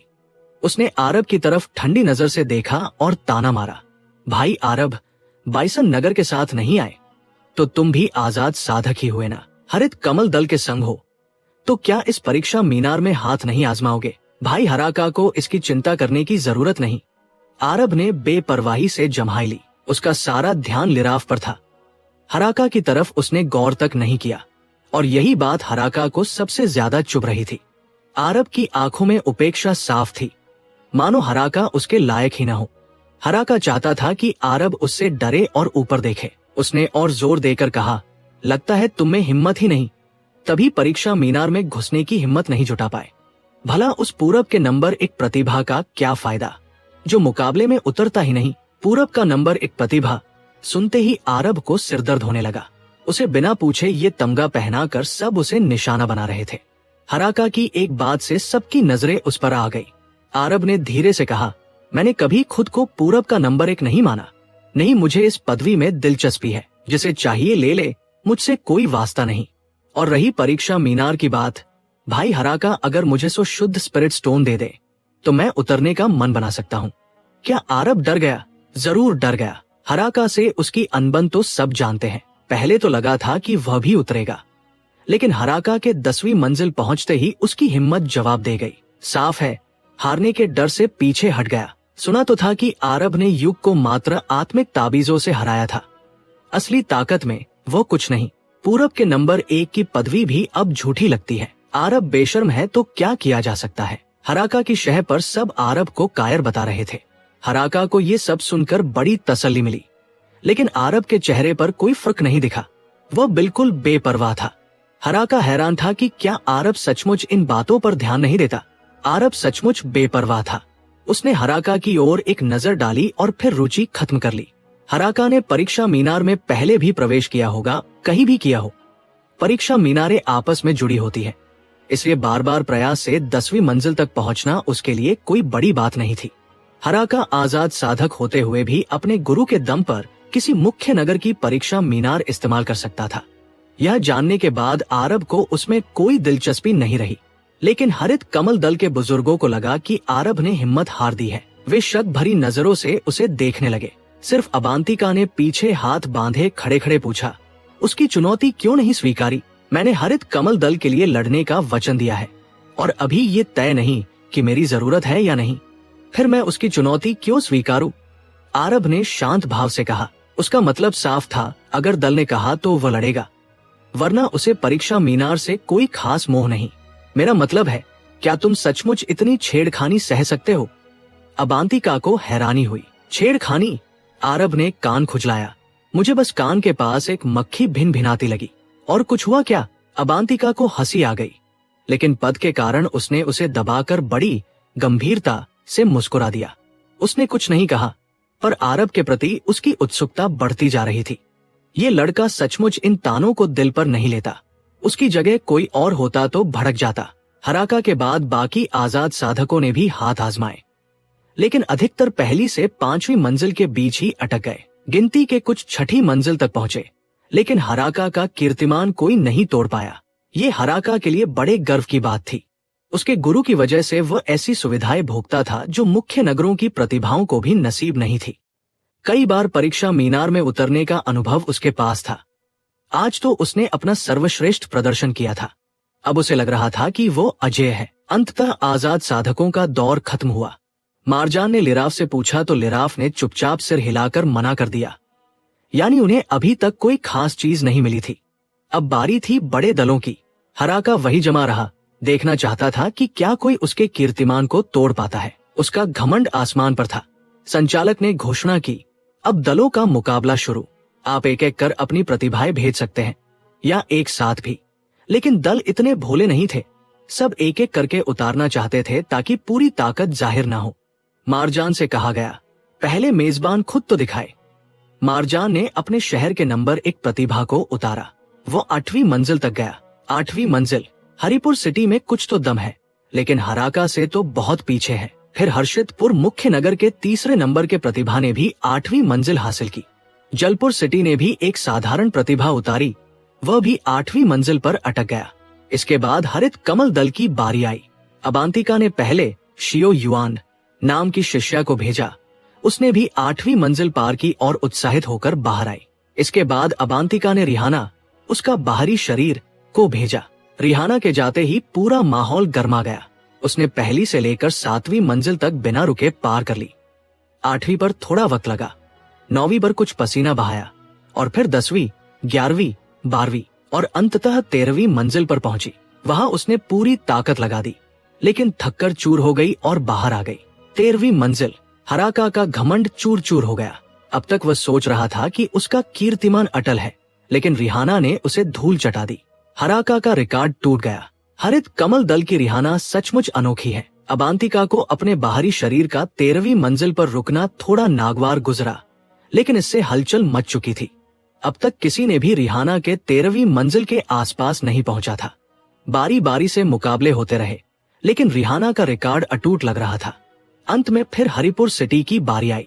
मारजान ने मजबूर होकर अन्या और लिराफ की तरफ देखा। लिराफ ने पूछा, तुम्हें भरोसा है 36 पूर्वी साम्राज्यों की समस्या इतनी बड़ी होगी? सोचा नहीं था। मैं जाती हूँ, अन्या ने गंभीर होकर कहा और परीक्षा मीनार में घुस गई। मारजान ने समझाया, ये हमारी हरिपुर सिटी की गुप्त रूप से तैयार की गई प्रतिभा है। अन्या कम दिखती है, इसलिए आप लोग नहीं जानते। बाकी दलों ने मन ही मन उसकी बेशर्मी पर हंसी उड़ाई, लेकिन खुलकर कुछ नहीं बोले। अन्या ने परीक्षा मीनार में रिहाना की तरह ही शुरुआती मंजिलें आसानी से पार कर ली। वह भी 13वीं मंजिल तक पहुंची और वहां बहुत देर संघर्ष करने के बाद भी आगे नहीं बढ़ पाई। रिहाना के बराबर ही रही। ये देखकर सब दल हैरान रह गए। ये हरिपुर सिटी कहां से ऐसी प्रतिभाएं उठा लाया? अन्या खुद अपने प्रदर्शन से बहुत नाराज थी। उसे रिहाना से बराबरी करना भी शर्म की बात लग रही थी। मारजान ने घबराकर लिराफ से पूछा, अब क्या करें? लिराफ ने ढाढ़स बंधाया, चिंता मत करो वरिष्ठ मारजान, भले ही थोड़ा जल्दी उतरना पड़ रहा है, नतीजा वही होगा। मैं एक ऐसा कीर्तिमान बनाऊंगा जिसे तुम्हारे 36 पूर्वी साम्राज्यों की प्रतिभाएं कभी नहीं तोड़ पाएंगी। इतना कहकर लिराफ ने हल्के कदमों से सबका ध्यान खींचा। मारजान ने फिर घोषणा की, ये हमारा एक और गुप्त प्रतिभा है। लिराफ अन्या से भी ज्यादा चर्चा का विषय बन गया। अन्या की सीमा तो लोगों को नजर आ रही थी, लेकिन लिराफ की गहराई का अंदाजा कोई नहीं लगा पा रहा था। आरब लिराफ को देख तो रहा था, पर उसकी साधना का अंदाजा नहीं लगा पाया। लगता था लिराफ के पास कोई ऐसा खजाना है जो उसकी असली ताकत छुपाए हुए है। अबांतिका ने आरब की उलझन भाप ली। तुम उसकी साधना जानना चाहते हो? हाँ, वह काफी ताकतवर लगता है। उसकी साधना युद्ध समर्थ रैंक से आधा कदम दूर है। क्या? आरब चौंका। अबांतिका ने आराम से समझाया, तुम्हारी साधना अभी कम है, आत्मिक शक्ति भी उतनी नहीं, इसलिए तुम नहीं देख पाए। मैं उससे ज्यादा ताकतवर हूँ, इसलिए देख सकती हूँ। दरअसल सारे बड़े दल ये बात जानते हैं, बस कहते नहीं। आरब ने सिर हिलाया। क्या उन्हें नहीं लगता कि वे किसी चाल में फंस गए? इसमें लगने वाली बात ही क्या है? सबको पहले से पता था कि हरिपुर सिटी की नीयत खराब है। एक मामूली मुख्य नगरी इतने आत्मविश्वास से सब दलों को बुलाए, ये कोई छिपी चाल नहीं, खुली चाल है। क्योंकि जो चाल दूसरे समझ ले, वह चाल कैसी? अबांतिका ने कंधे उचकाए। पर सब फिर भी फंसे, क्योंकि आदमी धन के लिए और परिंदा दाने के लिए मरता है। सबको वो खजाना चाहिए और सबको अपने ऊपर कुछ भरोसा भी है, मगर हरिपुर सिटी का भरोसा ज्यादा पुख्ता निकला। युद्ध समर्थ रैंक से आधे कदम दूर की प्रतिभा के लिए निरंकार रैंक की परीक्षा मीनार में उतरना बहुत फायदेमंद होता है। लगता है अब वो खजाना हाथ नहीं आएगा। पता नहीं हरिपुर सिटी ने ये प्रतिभा कहाँ से ढूंढ निकाली। उसकी उम्र करीब युग जितनी ही है, पर ताकत उससे भी ज्यादा। अगर लोकेसान सैनी को ये पता चला तो शायद पागल ही हो जाए। अबांतिका की बात सुनकर आरब ने सोच में सिर हिलाया। सचमुच निरंकार रैंक से आधा कदम दूर होने पर आत्मा साधक रैंक की परीक्षा मीनार में जैसा फायदा था, वैसा ही अब युद्ध समर्थ रैंक से आधा कदम दूर होने पर निरंकार रैंक की मीनार में था। उसने एक्टक लिराफ को देखा, जो अब जमीन पर उतर चुका था और कदम दर कदम परीक्षा मीनार में घुस रहा था। अब सबकी नजरें लिराफ पर थी। हराका का पहले वाला नाम पूरी तरह दब गया था। कोई उसे याद नहीं कर रहा था। हराका मन ही मन जल रहा था। पहली मंजिल की बत्ती जली, मतलब चुनौती शुरू। अरे बुझ गई, इतनी तेजी।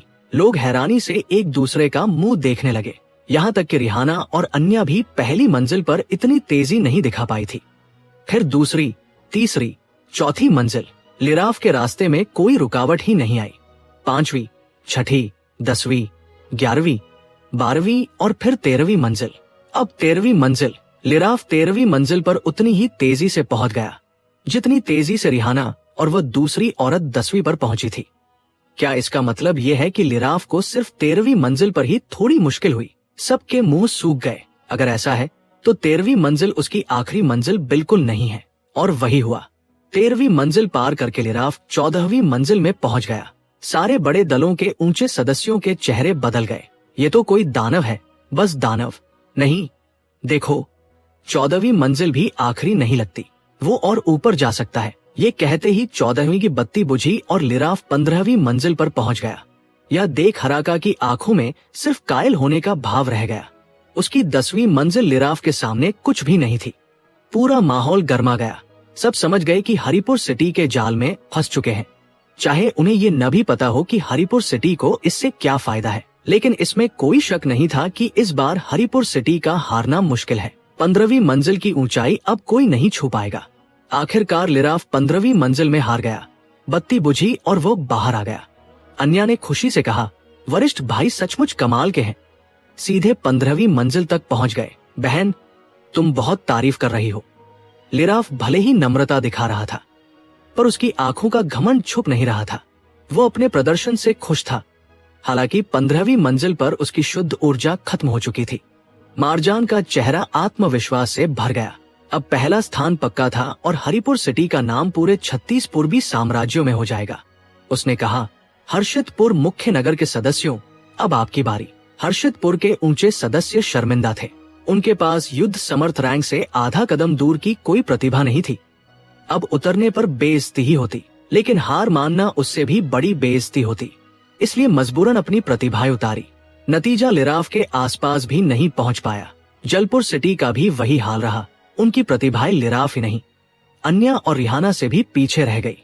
इससे लोगों की उत्सुकता और बढ़ गई कि आखिर ये लिराफ कौन है। और पूर्वी नंबर एक प्रतिभा आरब तो जैसे मजाक बनकर रह गया। लगता है आरब तो बस नाम का ही नंबर 1 है। युग को हराया जरूर, पर इतना काफी नहीं। असली पूर्वी नंबर एक प्रतिभा तो हरिपुर सिटी में छिपी थी। इस प्रतिभा के सामने आरब कुछ भी नहीं। मारजान की खुशी और आत्मविश्वास बढ़ता जा रहा था। उसने अबांतिका की तरफ देखकर इत्मीनान से कहा, दल नेता अबांतिका, आपके हरित कमल दल का एक स्थान अभी बाकी है। क्या विचार है? अब सबकी निगाहें अबांतिका पर थी। हरित कमल दल अब सबके ध्यान का केंद्र बन चुका था। इसलिए नहीं कि वो खास था, बल्कि इसलिए कि बाकी दोनों बड़े दलों की पूरी बेइज्जती हो चुकी थी और अब सब देखना चाहते थे कि हरिपुर सिटी के इस धावे के सामने हरित कमल दल क्या करता है। हालांकि ये धावा नहीं, एक ऐसी ऊंचाई थी जिसे पार करना नामुमकिन लग रहा था। अबांतिका ने तिरछी नजर से आरब को देखा। आरब अपनी बेरुखी पूरी तरह छुपाए हुए था। फिर भी अबांतिका को उसकी नाखुशी साफ झलक दिख गई। जाहिर था आरब सुर्खियां नहीं बटोरना चाहता था। इससे वो थोड़ी उलझन में पड़ गई। उसे समझ नहीं आ रहा था कि आरब सचमुच लड़ना नहीं चाहता या अब उसमें दम नहीं रहा। खैर, आरब के चेहरे पर बेमन का भाव देखकर उसने जबरदस्ती करना ठीक न समझा। दल नेता अबांतिका, क्या निर्णय है? मारजान ने भारी आवाज में फिर पूछा। उसके तेवर आक्रामक हो रहे थे। अबांतिका ने मारजान का घमंड साफ देख लिया। उसने पीछे हाथ बांधे कहा, मारजान, आखिरी स्थान के लिए मुझे थोड़ी तैयारी करनी है। तुम हमारे हरित कमल दल को अभी छोड़कर बाकी दलों को ले लो। ये सुनते ही सबने ठंडी सांस छोड़ी। क्या हरित कमल दल डर गया? अबांतिका के शब्द चाहे सढ़े हुए लगे, लेकिन उसकी अंदरूनी असुरक्षा जाहिर हो गई। मारजान खुश हो गया। हालांकि अबांतिका ने हथियार नहीं डाले, लेकिन ये हार के बराबर ही था। लगता था लिराफ का 15वीं मंजिल का कीर्तिमान देखकर सब डर गए थे। उसने फिर तूफानी बिजली दल को बुलाया। बारी बारी से बाकी दलों ने अपनी प्रतिभाएं उतारी, लेकिन सबकी हिम्मत टूट चुकी थी। लिराफ की ऊंचाई तक तो कोई पहुंच ही नहीं पाया। बहुत कम लोग 10वीं मंजिल पार कर हराका से आगे निकल पाए। मारजान की हंसी रुक नहीं रही थी। उसने जोर से हंसते हुए कहा, दल नेता अबांतिका, अब सभी दल अपनी बारी पूरी कर चुके हैं। बस आपके हरित कमल दल का आखिरी स्थान बाकी है। अब आप क्या कहती हैं? अबांतिका ने त्योरिया रगड़ते हुए आरब की तरफ देखा। आरब अब भी बेमन लग रहा था, लेकिन उसे इससे क्या लेना? उसने साफ कहा, युवा मित्र आरब, जरा हाथ आजमा कर देखो। ये जानते हुए कि अब बच नहीं सकता, आरब ने कड़वी हंसी के साथ कहा, दल नेता के कहने पर चलता हूँ। और वो खड़ा हो गया। आरब के खड़े होते ही सारी भीड़ में सरगोशियां होने लगी। तो आरब हरित कमल दल की तरफ से लड़ रहा है। हरित कमल दल ने आरब को बुला लिया, लेकिन इससे क्या फर्क पड़ेगा? देखो तो आरब का चेहरा कितना बुझा बुझा है। आत्मविश्वास कहाँ है? हराका ने मजाक उड़ाया, मुझे नहीं लगता ये 10वीं मंजिल भी पार कर पाएगा।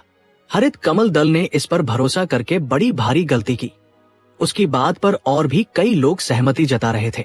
हराका ठीक कह रहा है। अभी जब उसने आरब को छेड़ा था, तब आरब ने कोई जवाब नहीं दिया। मतलब साफ है, आरब में हिम्मत नहीं। अगर हराका को ही नहीं हरा सका, तो 15वीं मंजिल की तो बात ही बेकार है। लगता है हरित कमल दल आरब के पूर्वी नंबर 1 के तमगे पर फिदा हो गया। चलो छोड़ो, चुपचाप तमाशा देखते हैं। पूर्वी नंबर 1 प्रतिभा की बेइज्जती देखने में भी मजा आएगा। बड़े दलों को छोड़ो, आजाद साधक तो खुलकर मजाक उड़ा रहे थे और हराका तो जैसे आग में घी डाल रहा था। अबांतिका ने उत्सुकता से पूछा, भरोसा है? आरब ने भौहें सहलाते हुए कहा, भरोसा तो नहीं कहूंगा, पर पूरा जोर लगाऊंगा। ये कहकर वह परीक्षा मीनार की तरफ बढ़ गया। मारजान ने आंखें मिचमिचाते हुए देखा। लिराफ ने अकड़कर पूछा, ये कौन है? मारजान ने बताया, इसका नाम आरब है। उत्तरी पहाड़ी साम्राज्य जैसी पिछड़ी जगह से आया है। ब्लैक ड्रैगन दल में कुछ अच्छा प्रदर्शन करने से इसे पूर्वी नंबर 1 प्रतिभा का नाम मिल गया। लगता है 36 पूर्वी साम्राज्य सचमुच गिर गए हैं। निरंकार रैंक की 5वीं सीढ़ी का साधक पहली प्रतिभा बन गया। अन्या ने ताना मारा, अगर यह नंबर 1 है तो ब्लैक ड्रैगन दल कैसी बड़ी ताकत हुई। बिल्कुल बर्बाद हो गए। अच्छा ही है कि ये बेकार है। इससे लिराफ की ऊंचाई तक पहुंचने की कोई उम्मीद नहीं। लिराफ ने धीमे स्वर में कहा, ये मुझसे तुलना? मारजान, ये सुनने में अच्छा नहीं लगता। अपनी गलती समझते ही मारजान ने हाथ जोड़ लिए। जुबान फिसल गई। माफ करना युवा मित्र लिराफ। लिराफ चुपचाप आरब को परीक्षा मीनार में घुसते हुए देखता रहा। आरब ने किसी की परवाह नहीं की और सीधा अंदर चला गया। अंदर जाते ही वो निरंकार रैंक की 21वीं मंजिल पर पहुंच गया। चारों तरफ का नजारा बदल गया। यहाँ कोई रेगिस्तान नहीं, बल्कि एक उजाड़ जंग का मैदान था। जमीन के पत्थर आपस में जुड़ने लगे और एक विशाल पत्थर दैत्य बन गया। बनते ही वह दहाड़ता और गरजता हुआ आरब पर झपट पड़ा। पत्थर दैत्य, मेरी ही साधना के बराबर। नजारा और दुश्मन का रूप बदल गया। पर यह पत्थर दैत्य रेत के सिपाहियों से कितना अलग है, ये देखना होगा। आरब मन ही मन बुदबुदाया। सच कहूँ तो आरब परीक्षा मीनार में उतरना बिल्कुल नहीं चाहता था। उसे लगता था कि कुछ गड़बड़ है। शुरू से ही उसने देखा कि मारजान सबको इस बात पर जोर दे रहा था कि वे अंदर अपनी पूरी ताकत लगाए। उसे लगता था कि इसके पीछे कोई साजिश है। साजिश से डर नहीं लगता था, लेकिन जानबूझकर उसमें कूदना वो पसंद नहीं करता था। यही वजह थी कि वह आगे आने से बच रहा था। चाहे कुछ भी हो जाए, वध देवता भाला बिल्कुल बाहर नहीं निकालना। आरब ने मन में पक्का इरादा कर लिया। ये मामला स्टार फायर से भी ज्यादा नाजुक था। स्टार फायर कीमती था, मगर उसकी ताकत बढ़ने और हरित कमल दल की हिफाजत के साथ उसे निकालना नामुमकिन नहीं था। पर वध देवता भाला अलग था। उसकी कीमत का अंदाजा ही नहीं लगाया जा सकता था। इतना सोचते सोचते पत्थर दैत्य ने उस पर जोरदार थप्पड़ मारा। आरब ने फुर्ती से छलांग लगाई और देखा कि जहां वो खड़ा था, वो जमीन बुरी तरह हिल गई। कितनी जबरदस्त ताकत है। आरब ने इस दैत्य से निपटने में जल्दबाजी नहीं की। जब भी वह किसी अनजान जगह जाता है, सबसे पहले माहौल को समझना पसंद करता है। ये पत्थर दैत्य इस काम के लिए सबसे अच्छा मौका था। अगर इसे समझने में देर कर दी तो आगे की मंजिलों में 2, 3 या उससे ज्यादा दैत्य आ जाएंगे। तब पढ़ने का वक्त नहीं मिलेगा। इसी सोच के साथ वह पत्थर दैत्य के साथ उलझता रहा। पूरी एक घड़ी बीत गई।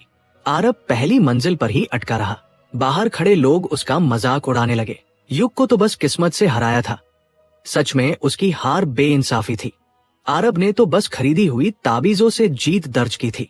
पूर्वी नंबर एक प्रतिभा का तमगा तो बस दिखावा है। पहली मंजिल पर ही इतना वक्त लगा दिया, आगे क्या करेगा? सबको पता था कि रिहाना, अन्या और लिराफ ने पहली मंजिल के दैत्य को पलक झपकते ही मार गिराया था। वही असली ताकत होती है। पहली मंजिल पर तुरंत जीत दर्ज करने वाला ही आगे आसानी से बढ़ता है। पर आरब एक पत्थर दैत्य के साथ ही इतनी देर लगा दी। दूसरी और तीसरी मंजिल कैसे पार करेगा? हराका तो खुशी से फूला नहीं समा रहा था। इसे पूर्वी नंबर एक कैसे कह दिया? मेरी नजर में तो ये पहली मंजिल भी शायद न पार कर पाए। हरित कमल दल के बुजुर्गों ने अबांतिका की तरफ देखा। दल नेता, अब क्या कहती हैं? अबांतिका ने माथा रगड़ा। उसे भी हैरानी हो रही थी। उसे आरब से लिराफ का रिकॉर्ड तोड़ने की उम्मीद नहीं थी, लेकिन पहली मंजिल पर ही लड़खड़ा जाएगा, ये नहीं सोचा था। इतनी धीमी रफ्तार से तो शायद उसकी शुद्ध ऊर्जा भी खत्म हो जाए। तभी पहली मंजिल की बत्ती बुझी और दूसरी की जल उठी। आरब पहली मंजिल पार कर गया। आखिरकार पार कर ही लिया, बड़ी मुश्किल से। पूर्वी नंबर एक प्रतिभा का यही हाल है। पहली मंजिल पर इतनी देर, ताने चारों तरफ गूंज रहे थे। अंदर आरब ने आखिरकार उस पत्थर दैत्य को हरा दिया था। करीब 1 घंटा लगा, पर इस पत्थर दैत्य की पूरी बारीकियां समझ आ गई। उसने सोचा, आत्मा साधक रैंक के रेत सिपाहियों से इसका सबसे बड़ा फर्क था इसकी रक्षा करने की ताकत। रेत सिपाहियों की सबसे बड़ी खूबी उनकी मिलीजुली युद्ध संरचना की रक्षा थी, लेकिन ये पत्थर दैत्य तो अकेले में ही काफी मजबूत था। बात सिर्फ रक्षा की नहीं थी, इसकी हमले की ताकत भी गजब की थी। मतलब इसे एक एक करके बीमारी की तरह खत्म करना आसान नहीं था। ऊपर से इसकी समझदारी भी थोड़ी बेहतर थी। आरब ने स्थिति का जायजा लेते हुए सोचा, कुल मिलाकर हालात काबू में हैं, आगे बढ़ता हूँ। सबसे बड़ी दिक्कत थी कि उसके पास इस वक्त कोई अच्छा आत्मिक भाला नहीं था। थंडरबोल्ट स्ट्राइक की असली ताकत भाले से ही निकलती थी। वो पर्पल ड्रैगन भाला का आदी हो चुका था। अब कोई नया भाला भी उतना कारगर नहीं होता। बिना हथियार के बड़ी मुश्किल है। लगता है इन पत्थर दैत्यों से खाली हाथ ही निपटना पड़ेगा। जैसे ही उसने ये सोचा, चारों तरफ से भारी मात्रा में सृजन दिव्य आभा उमड़ पड़ी। यह आत्मा साधक रैंक में मिली आभा से कहीं ज्यादा गाढ़ी थी, लेकिन निरंकार रैंक में साधना सुधारना आसान नहीं था। इसलिए पूरी आभा सोखने के बाद भी उसकी साधना में बस हल्का सा सुधार हुआ। वह निराश नहीं हुआ और दूसरी मंजिल पर कदम रख दिया। दूसरी मंजिल पर पहुंचते ही 2 पत्थर दैत्य सामने आ गए। दोनों दहाड़ते हुए अपने बड़े बड़े मुक्के लेकर आरब पर झपटे। इस बार आरब ने कोई रियायत नहीं बरती। उसने हाथ उठाकर दिव्य बिजली मूल से ताकत खींची और पल भर में बिजली चमकी। बादल गरजे और दोनों पत्थर दैत्य वहीं ढेर हो गए। इस तरह उसने दूसरी मंजिल आसानी से पार कर ली और तीसरी के लिए तैयार हो गया। इधर बाहर आजाद साधक और कुछ दलों के साधक शर्तें लगाने लगे थे। मैं शर्त लगाता हूँ, आरब दूसरी मंजिल में हारेगा। 1000 साधारण स्पिरिट स्टोन की शर्त। बहुत से आजाद साधक उन प्रतिभाओं से जलते थे जो उनसे बेहतर होती थी, और जब कोई प्रतिभा फिसलती तो ताने मारने में देर नहीं लगाते थे। अब आरब की बारी थी। ऐसा नहीं था कि सब उसे कमजोर मानते थे, बस पहली मंजिल पर इतनी देर लगाने की वजह से उसकी ताकत पर शक होने लगा था। हराका ने भी मौका देखा और एक बोरी स्पिरिट स्टोन पटक दी। 50 उम्दा स्पिरिट स्टोन की शर्त। आरब दूसरी मंजिल नहीं पार कर पाएगा। उसने आरब और युग की लड़ाई नहीं देखी थी, और अपनी आंखों से जो देखा बस वही सच मान बैठा। पर जैसे ही लोगों ने शर्तें लगानी शुरू की, दूसरी मंजिल की बत्ती बुझी और तीसरी की जल उठी। शर्त लगाने वालों के मुंह खुले के खुले रह गए। ये क्या हुआ? पहली मंजिल में घंटा लगाने वाला दूसरी इतनी जल्दी कैसे पार कर गया? कुछ गड़बड़ जरूर है, लेकिन परीक्षा मीनार पर उंगली उठाने की हिम्मत किसी में नहीं थी। आखिर वह राज परिवार की बनाई हुई थी। हराका ने भी हक्का बक्का होकर तुरंत अपनी बात बदली। जुबान फिसल गई। मेरी शर्त है कि आरब तीसरी मंजिल नहीं पार करेगा। उसे लगा दूसरी मंजिल पर बस किस्मत ने साथ दिया। असली औकात तीसरी में पता चलेगी। पर उसकी बात खत्म भी नहीं हुई थी कि तीसरी की बत्ती बुझी और चौथी जल गई। बस 3-4 बोल का वक्त लगा था। हराका की बदली हुई शर्त बेकार गई। जिस आजाद साधक ने आरब की जीत पर दाव लगाया था, वो मुस्कुराते हुए स्पिरिट स्टोन की बोरी ले गया। हराका का दिल छलनी हो गया। असली शर्म की बात तो ये थी कि आरब अब जैसे रफ्तार पकड़ चुका था, तीसरी के बाद चौथी, पांचवी, छठी, सातवीं, आठवीं और सीधे 10वीं मंजिल तक पहुंच गया। और 10वीं पर पहुंचकर भी वह रुका नहीं, बल्कि उसी रफ्तार से आगे बढ़ता रहा। अबांतिका की आंखों में चमक आ गई। आरब ने आखिर अपनी ताकत दिखानी शुरू कर दी। ये सब ढोंग था। अब किसी की हिम्मत नहीं हुई कि आरब पर शर्त लगाए। नहीं कोई उस पर कोई टिप्पणी कर पाया। हराका की तो जैसे बोलती बंद हो गई। आरब ने 10वीं पार कर 11वीं मंजिल पर कदम रख दिया। हराका को ऐसा लगा जैसे उसके मुंह पर जोर का तमाचा पड़ा हो। चेहरा जल रहा था। पहले वो आरब का कितना मजाक उड़ा रहा था और अब आरब अपने कामों से उसे बता रहा था कि उसकी हरकतें कितनी बचकाना थी। और तो और, जैसे फूलों पर और फूल चढ़ाने वाले बहुत होते हैं, वैसे ही गिरी हुई दीवार को सब धक्का देते हैं। अब आरब के 11वीं मंजिल तक पहुंचने पर वो पूरब का सच्चा नंबर एक प्रतिभा ठहर गया और हराका मजाक का पात्र बन गया। याद है, हराका ने आरब को छेड़ा तो आरब ने भाव ही नहीं दिया। मैंने सोचा था डर गया, पर अब लगता है आरब ने उसे लायक ही नहीं समझा। सच है, आरब के स्तर पर पहुंचने के बाद हर किसी को जवाब देना मुमकिन नहीं। वो तो हर रोज मुसीबत मोल लेता। हराका तो बस मस्खरे की तरह उछलता रहा। आरब का बर्ताव देखो, कितना बड़ा दिल है। हराका के फेफड़े गुस्से से फटने लगे, लेकिन करता भी क्या, उसने खुद सबके सामने आरब को ललकारा था और आरब ने उसे बिल्कुल अनसुना किया। अब पलटकर देखने पर वह सचमुच मस्खरा ही था। हराका झुंझलाकर चिल्लाया, अभी से क्यों जश्न मना रहे हो? जब तक वो लिराव का रिकॉर्ड नहीं तोड़ता, तब तक पूर्वी नंबर 1 नहीं बन सकता। उसकी बात खत्म हुई और 11वीं की बत्ती बुझकर 12वीं जल उठी। हराका का दिल बैठ गया। वह दांत पीसता रह गया। 12वीं मंजिल पार करने पर पूरी भीड़ में सनसनी फैल गई। मारजान, लिराफ और अन्या भी चौंक गए। अगर आरब ने मुश्किल से 12वीं पार की होती तो बात अलग थी, लेकिन पहली मंजिल छोड़कर तो वो बिना रुके लगातार ऊपर चढ़ा जा रहा था। 12वीं पर भी वही हाल था। अन्या ने तो जान लगाकर और सारे दाव खेलकर 12वीं पार की थी और 13वीं पर जाकर थम गई थी। और आरब, वह तो सीधे 12वीं तक पहुंच गया। क्या उसने इस मुकाम तक पहुंचने के लिए अपने सारे हथियार झोंक दिए? अन्या ने दिल को तसल्ली देने की कोशिश की, लेकिन होनी को कुछ और ही मंजूर था। 12वीं की बत्ती बुझी और आरब 13वीं में पहुंच गया। अन्या का चेहरा शर्म से जल उठा। उसने अभी अभी आरब को बेकार कहा था और अब वो उसी की बराबरी पर पहुंच गया। अगर आरब बेकार था तो वो खुद क्या थी? उसने जलती नजरों से परीक्षा मीनार देखा। वरिष्ठ भाई, कहीं ये लड़का। लिराफ ने हाथ उठाकर उसे रोका। चिंता मत करो, जो भी परीक्षा मीनार में उतरा है वो जानता है कि 10वीं के बाद हर मंजिल आसमान चढ़ने जितनी मुश्किल हो जाती है, 10वीं के बाद भी इतनी तेजी का मतलब यही है कि उसने अपने सारे तरीके पहले ही खर्च कर दिए। आखिर ये है कौन? अन्या ने बुड़बुड़ाया। मैं प्रतिबंध के जरिए देख रहा हूँ। ये लड़का काफी माहिर है। लिराफ ने त्योरी चढ़ाई। 13वीं मंजिल के अंदर आरब ने अब तक अपनी साधना निरंकार रैंक की 7वीं सीढ़ी के शिखर तक पहुंचा ली थी। पहली कुछ मंजिलों का असर कम था। 10वीं तक वह 6ठी सीढ़ी के शिखर पर पहुंचा था और बाद की मंजिलों ने उसे 7वीं सीढ़ी के शिखर पर ला खड़ा किया। हालांकि अंदर के हालात में इस सुधार से कोई खास खुशी नहीं थी, क्योंकि जैसे जैसे उसकी साधना बढ़ी वैसे वैसे पत्थर दैत्यों की भी बढ़ती गई। और एक बात एकदम उसकी सोच के मुताबिक थी, मिलीजुली युद्ध संरचना। पहले आत्मा साधक रैंक की परीक्षा मीनार जैसी ही, जितना ऊपर उतनी ही मजबूत संरचना। साथ ही इन पत्थर दैत्यों की जन्मजात शारीरिक ताकत भी जबरदस्त थी। नतीजा, इन संरचनाओं की ताकत आम से बहुत परे थी। कई बार तो आरब को संरचना तोड़ने और दैत्यों को खत्म करने में काफी समय लगा। रेत के सिपाहियों की तरह नहीं था कि संरचना टूटी और दुश्मन ढेर। यहाँ तो संरचना टूटने के बाद भी ये दैत्य उतने ही खतरनाक थे। अभी की ही बात करो, आरब ने बड़ी मशक्कत से तरल आकार बदलने वाली ज्वाला, थंडरबोल्ट स्ट्राइक और काले पहाड़ी काले बादल पंजे का इस्तेमाल करके 13 पत्थर दैत्यों की संरचना तोड़ी। लेकिन फिर भी ये दैत्य बहुत सख्त थे। मजबूरन उसे अपना आखिरी दाव स्टार फायर निकालना पड़ा। स्टार फायर हर चीज पिघला सकता है। निकलते ही दैत्य पीछे हटने पर मजबूर हो गए। तरल ज्वाला और स्टार फायर की मिलीजुली चोट से आरब ने आखिरकार 13 को ढेर कर दिया और 13वीं मंजिल पार कर ली। ये नजारा बाहर वालों ने साफ देखा। आरब 13वीं पार कर गया। पूर्वी नंबर 1 वाकई सच्चा है, अफवाह नहीं। भीड़ में चर्चाएं गर्म थी।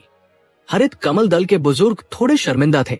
पहले उन्होंने आरब पर बिल्कुल भरोसा नहीं किया था और अब आरब ने उनके दल की इज्जत रख ली थी। अबांतिका के चेहरे पर राहत की मुस्कान आ गई। बस एक मारजान था जिसका चेहरा फट गया। वह इतना घबराया कि क्या बोले समझ नहीं आ रहा था। सोचा था सब तय है, तभी तो उसने अबांतिका पर इतना रौब डाला था। पर अब हरित कमल दल का आरब निकल आया और फिर आरब 14वीं मंजिल में पहुंच गया। मारजान ने लिराफ से पूछा, अब क्या करें? लिराफ ने मुक्का भींचा, चिंता मत करो, मुझे नहीं लगता वो 15वीं पार कर सकेगा। 14 की मुश्किल मैं जानता हूँ। ये लड़का चालाक है, पर 14वीं पार करने की उसकी हैसियत नहीं। लिराफ ने भले ये कहा, पर अंदर ही अंदर उसे भी भरोसा नहीं था। दरअसल वह प्रतिबंध के जरिए आरब की हर हरकत देख रहा था। उसे शर्मिंदगी इस बात की थी कि वो आरब के सारे तरीके पूरी तरह समझ नहीं पा रहा था। ये अजीब आग है, जरूर विचित्र ज्वाला है। इस लड़के के पास विचित्र ज्वाला है। अब जाकर उसने ये बात जानी। ये लड़का हरित कमल दल का है, इसे छूना मुश्किल है, लेकिन ये खबर गुरु को देनी पड़ेगी। वध देवता भाला न मिले तो कम से कम ये विचित्र ज्वाला ही सही गुरु के सामने मुंह दिखाने लायक तो होगा। अंदर आरब ने 13वीं मंजिल की सृजन दिव्य आभा पूरी तरह सोख ली और उसकी साधना निरंकार रैंक की 8वीं सीढ़ी पर पहुंच गई। अब वह 14वीं मंजिल में दाखिल हुआ। सामने 14 पत्थर दैत्य थे और चारों तरफ अजीब नीली रोशनी की मिलीजुली संरचना थी। आरब के आते ही वे हमला करने दौड़े। आओ! आरब का जोश जाग चुका था। अब उसने सब छुपाना छोड़ दिया। स्टार फायर और तरल ज्वाला फूट पड़ी और दैत्यों के हमलों का रास्ता रोक दिया। बिजली की गति तकनीक चल। अब आरब अपनी पूरी ताकत लगा रहा था। 13वीं मंजिल से ही वह जान गया था कि अब जरा सी भी लापरवाही नहीं चलेगी। काले पहाड़ी काले बादल पंजा तोड़। उसने पूरे जोर का पंजा मारा, लेकिन 14 दैत्यों पर कोई असर नहीं हुआ। संरचना जरा भी नहीं हिली। 13वीं में तो थोड़ा हिला था, यहाँ तो खरोंच भी नहीं आई। आरब ने कड़वी हंसी हंसी। उसने बिना देर किए स्टार फायर और तरल ज्वाला से दैत्यों को घेर लिया। सोचा था धीरे धीरे संरचना गला देगा, लेकिन दैत्य बड़ी तेजी से घेरा तोड़कर बाहर निकल आए।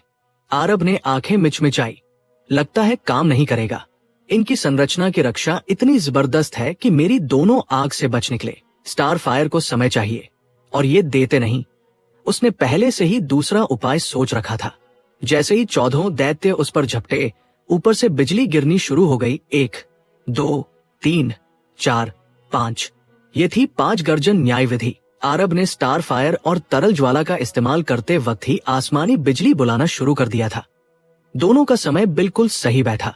5 गर्जनों ने जोरदार धमाकों के साथ 14 दैत्यों को जा घेरा। तभी वो नीली रोशनी गायब होने लगी। संरचना टूट गई। जाओ! संरचना टूटते ही आरब ने तरल ज्वाला से दैत्यों को जकड़ लिया और स्टार फायर बिना रुकावट अंदर तक घुस गया। संरचना के बिना दैत्यों की ताकत काफी कम हो गई। भले ही वे अब भी सख्त थे, लेकिन आरब के पास 2 बड़ी ज्वालाएं और बेमिसाल आग पर नियंत्रण की कला थी। थोड़ी देर में उसने 14 का सफाया कर दिया और 14वीं मंजिल भी पार कर ली। बाहर फिर से चर्चाओं का दौर शुरू हो गया, लेकिन ये जल्द ही थम गई, क्योंकि अब सब यही जानना चाहते थे कि क्या आरब 15वीं मंजिल पार कर पाएगा। 15वीं असली कसौटी थी। अगर वह नहीं पार कर पाया तो लिराफ के बराबर ठहरता, कोई खास बात नहीं। लेकिन अगर पार कर गया तो साबित हो जाता कि असली पूर्वी नंबर 1 वही है और लिराफ बस एक मजबूत दावेदार था। आरब ने 15वीं में जाने की जल्दी नहीं की। वो सृजन दिव्य आभा सोख रहा था। 14 के बाद मिली भारी आभा ने उसकी साधना निरंकार रैंक की 8वीं सीढ़ी के बीच तक पहुंचा दी। वो निराश नहीं हुआ। आभा सोखने के बाद वो सीधे 15वीं मंजिल में घुसा, वही मंजिल जहां लिराफ से उसका मुकाबला था और जो परीक्षा मीनार की सबसे मुश्किल मंजिल थी। 15वीं मंजिल पर 15 पत्थर दैत्य थे और उनके चारों तरफ लाल रोशनी की संरचना थी। इस बार की संरचना से जबरदस्त हत्या की आभा निकल रही थी, जिसे दबाना मुश्किल था। इसी वजह से दैत्य पहले से कहीं ज्यादा पागल और तेज लग रहे थे। बिना किसी देरी के उन्होंने आरब पर हमला बोल दिया। उनकी गति और ताकत दोनों बढ़ी हुई थी। इतनी तेज, ये संरचना तो उनकी गति भी बढ़ा देती है। आरब ने फौरन बिजली की गति तकनीक चलाई। वो उनकी गति का सामना तो कर पा रहा था, लेकिन जल्द ही दिक्कत ये हुई कि स्टार फायर और तरल ज्वाला का उन पर लगभग कोई असर नहीं हो रहा था, जैसी आशंका थी। ये दैत्य उसकी आग को नजरअंदाज करके सीधे संरचना की मजबूत रक्षा के बल पर हमला कर रहे थे। 5 गर्जन न्याय विधि के बिना अब मेरा सबसे जबरदस्त हथियार आत्मिक ताबीजें हैं। आरब ने सोचा, पर अपना ये इक्का इतनी आसानी से कैसे खर्च करता। उसने थोड़ी देर और संघर्ष किया। काले पहाड़ी, काले बादल पंजे, थंडरबोल्ट स्ट्राइक और बाकी तरीके आजमाए, लेकिन फिर भी बात नहीं बनी। आखिरकार उसने ठंडी सांस छोड़ी और परीक्षा मीनार के लिए बड़ी मेहनत से तैयार की गई हजारों आत्मिक ताबीजें बाहर निकाली।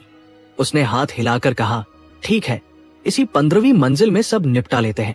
आत्मिक ताबीज युद्ध कला से बनाई गई हजारों ताबीजें एक साथ निकल आई। बहुत से लोग उससे जलते थे और सोचते थे कि उसने ये खरीदी है, लेकिन सच ये था कि कोई भी उसकी तरह इतनी तेजी और कुशलता से ताबीजें नहीं बना सकता था।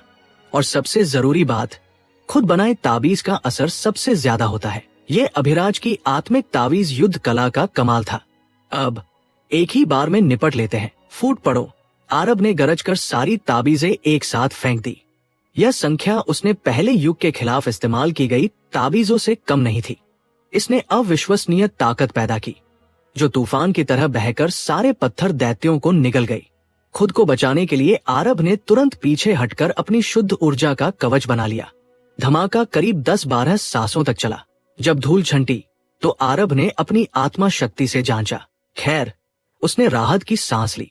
दैत्यों की रक्षा और संरचना बेशक मजबूत थी, लेकिन हजारों ताबीजों के सामने ये सबसे मजबूत ढाल और सबसे तेज भाले की लड़ाई थी। और अंत में उसका भाला जीत गया। 15 दैत्यों में से ज्यादातर बुरी तरह जख्मी या मर चुके थे। सिर्फ 3 बचे थे। ये 3 अपनी पूरी ताकत में नहीं थे, सो आरब ने पलक झपकते ही उन्हें ढेर कर दिया। माहौल बदला और सृजन दिव्य आभा बरसने लगी। 15वीं का इनाम सचमुच शानदार है। आरब के चेहरे पर खुशी झलक आई। बाहर आरब के 15वीं पार करने की खबर ने सबको हिलाकर रख दिया। अगर वो लिराफ की तरह 15वीं पर रुक जाता तो भी लोग हैरान होते, लेकिन कम से कम अपनी इस्त बचा लेते। लेकिन अब तो सब मन ही मन उसे कोस रहे थे। उसने पहली मंजिल पर इतना समय क्यों बर्बाद किया था, जिससे सबको लगा कि वह कमजोर है। अब पता चला वो तो सिर्फ पत्थर दैत्यों को समझ रहा था। उन सब आजाद साधकों और बड़े दलों के लोगों के चेहरे शर्म से जल उठे, मानो थप्पड़ पड़ा हो। आरब ने अपने काम से कितनों की जुबान बंद कर दी। सबसे ज्यादा खुश हरित कमल दल के शिष्य और बुजुर्ग थे। आरब उनके दल का प्रतिनिधित्व कर रहा था और उसने दल के लिए पहला स्थान और इस्त जीत ली थी। लिराफ 15वीं पर रुका था। आरब ने उसे पार कर लिया। छोटा भाई आरब सचमुच कमाल का है। पूर्वी नंबर 1 का नाम सच्चा है। पहले आरब के खिलाफ बोलने वाले अब सिर झुकाए खड़े थे। हरित कमल दल के बुजुर्ग भी शर्मिंदा थे। पहले उन्होंने अबांतिका की पसंद पर शक किया था। अब उन्हें एहसास हुआ कि उनकी दल नेता ने कितनी सही चुनाव की थी।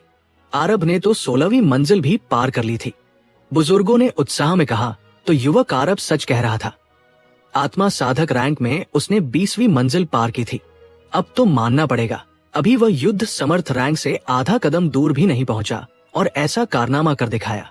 अगर आधा कदम दूर रहता तो ये सोचकर सबके रोंगटे खड़े हो गए। अबांतिका भी चुपचाप खड़ी चैन की सांस ले रही थी। तभी उसकी नजर हराका पर पड़ी, जो चुपके से खिसकने की कोशिश कर रहा था। जी हाँ, हराका भागना चाहता था।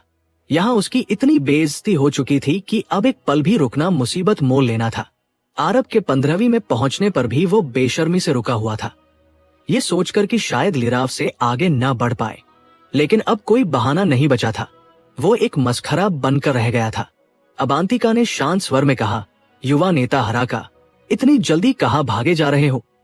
हराका का दिल धक से रह गया। पलट कर देखा तो बोलती बंद हो गई। रोकने वाली कोई और नहीं, हरित कमल दल की नेता थी। किसी और को तो शायद झिड़क देता, लेकिन ये तो 3 बड़े दलों में से एक की मुखिया थी। उसका गुरु भी सीधे उससे पंगा नहीं ले सकता था। उसने चापलूसी भरी मुस्कान बिखेरी। वो दल नेता अबांतिका, क्या हुआ? कुछ नहीं, बस लगा कि तुम तो अभी अभी बहुत कुछ बोल रहे थे। आरब हमारे दल की तरफ से उतरा था और तुम उसे बार बार नीचा दिखा रहे थे, ताने मार रहे थे। ऐसे में हमारे दल का दखल देना तो बनता ही है। अबांतिका की आवाज में तपिश थी। दल नेता, मुझे जरूरी काम है, मैं पहले चलता हूँ। हराका घबराया। जरूरी काम? जा सकते हो, लेकिन इतनी आसानी से नहीं। आरब के खिलाफ इतना बोला, अब कोई पहल तो करनी ही पड़ेगी ना। ऐसे ही निकल जाना क्या मजाक है? अबांतिका का लहजा ठंडा था। हराका बुरी तरह खस गया। दल नेता, जहां तक हो सके थोड़ा रहम कीजिए। रहम की बात मुझे मत सिखाओ। हराका, अगर तुम्हें रहम करना आता तो शुरू से ही आरब पर इस कदर न बरसते। अबांतिका ने लताड़ा। आसपास के आजाद साधक भी अब खुलकर हराका पर हंसने लगे। आरब जैसे सच्ची प्रतिभा ने तुम्हें भाव नहीं दिया तो समझो वो तुम्हें नीचा नहीं दिखाना चाहता था, बस तुम उसके लायक नहीं थे। हराका का चेहरा गुस्से से सुर्ख हो गया। दीवार गिरती है तो सब धक्का देते हैं, यही हाल तुम्हारा है। दल नेता अबांतिका, मैं अपनी गलती मानता हूं। हराका ने दांत पीसते हुए कहा, सिर्फ मान लेने से काम नहीं चलेगा। अभी तुम आरब को बेकार कह रहे थे, अगर वो सचमुच बेकार है तो तुम क्या हुए? हराका समझ गया। उसने दांत पीसकर कहा, बेकार तो मैं हूं, आरब के सामने मैं कुछ भी नहीं। ये सुनते ही चारों तरफ ठहाके गूंज उठे। अबांतिका के होठों पर भी हल्की मुस्कान आ गई। आरब की भड़ास निकल गई और दल की इज्जत भी रह गई। उसने हराका को जाने दिया, क्योंकि उसके गुरु से बिल्कुल दुश्मनी मोल लेना ठीक नहीं था। हराका लाल आंखों के साथ चूहे की तरह दुबक कर वहां से भाग गया। हराका तो बस एक छोटी घटना थी, असली मुश्किल में तो मारजान फंसा हुआ था। जब उसने देखा कि आरब 16वीं मंजिल तक पहुंच गया तो वो रोने बिलखने की हालत में आ गया। उसने लिराफ से पूछा, अब क्या करें? लिराफ इस बार चिंता मत करो नहीं कह सका, क्योंकि उसका वो कीर्तिमान जिसे वो अटल मानता था आरब ने ध्वस्त कर दिया था। लिराफ ने दांत पीसकर बस इतना कहा, मुझे क्या पता क्या करना है। मारजान की आंखें बाहर निकल आई। युवा मित्र लिराफ, ऐसे नहीं चलेगा। तुमने ही कहा था कि चांदी के अजदहे वाली कैंची से बेहतर खजाना देंगे, इसी लालच पर सब आए। अब हार गए तो खजाना देना पड़ेगा। हमारी हरिपुर सिटी के पास देने को कुछ नहीं है। लिराफ ने गर्दन घुमाकर रुखाई से कहा, मारजान, मेरे पास खजाना था, पर मैंने कभी सोचा नहीं था कि हारूंगा, इसलिए वह देने के लिए नहीं लाया। अब तुम खुद समझ लो। ये कहकर वो अन्या को लेकर चल दिया। मारजान वहीं खड़ा रह गया, जैसे आसमान सिर पर टूट पड़ा हो। अब वो क्या करता?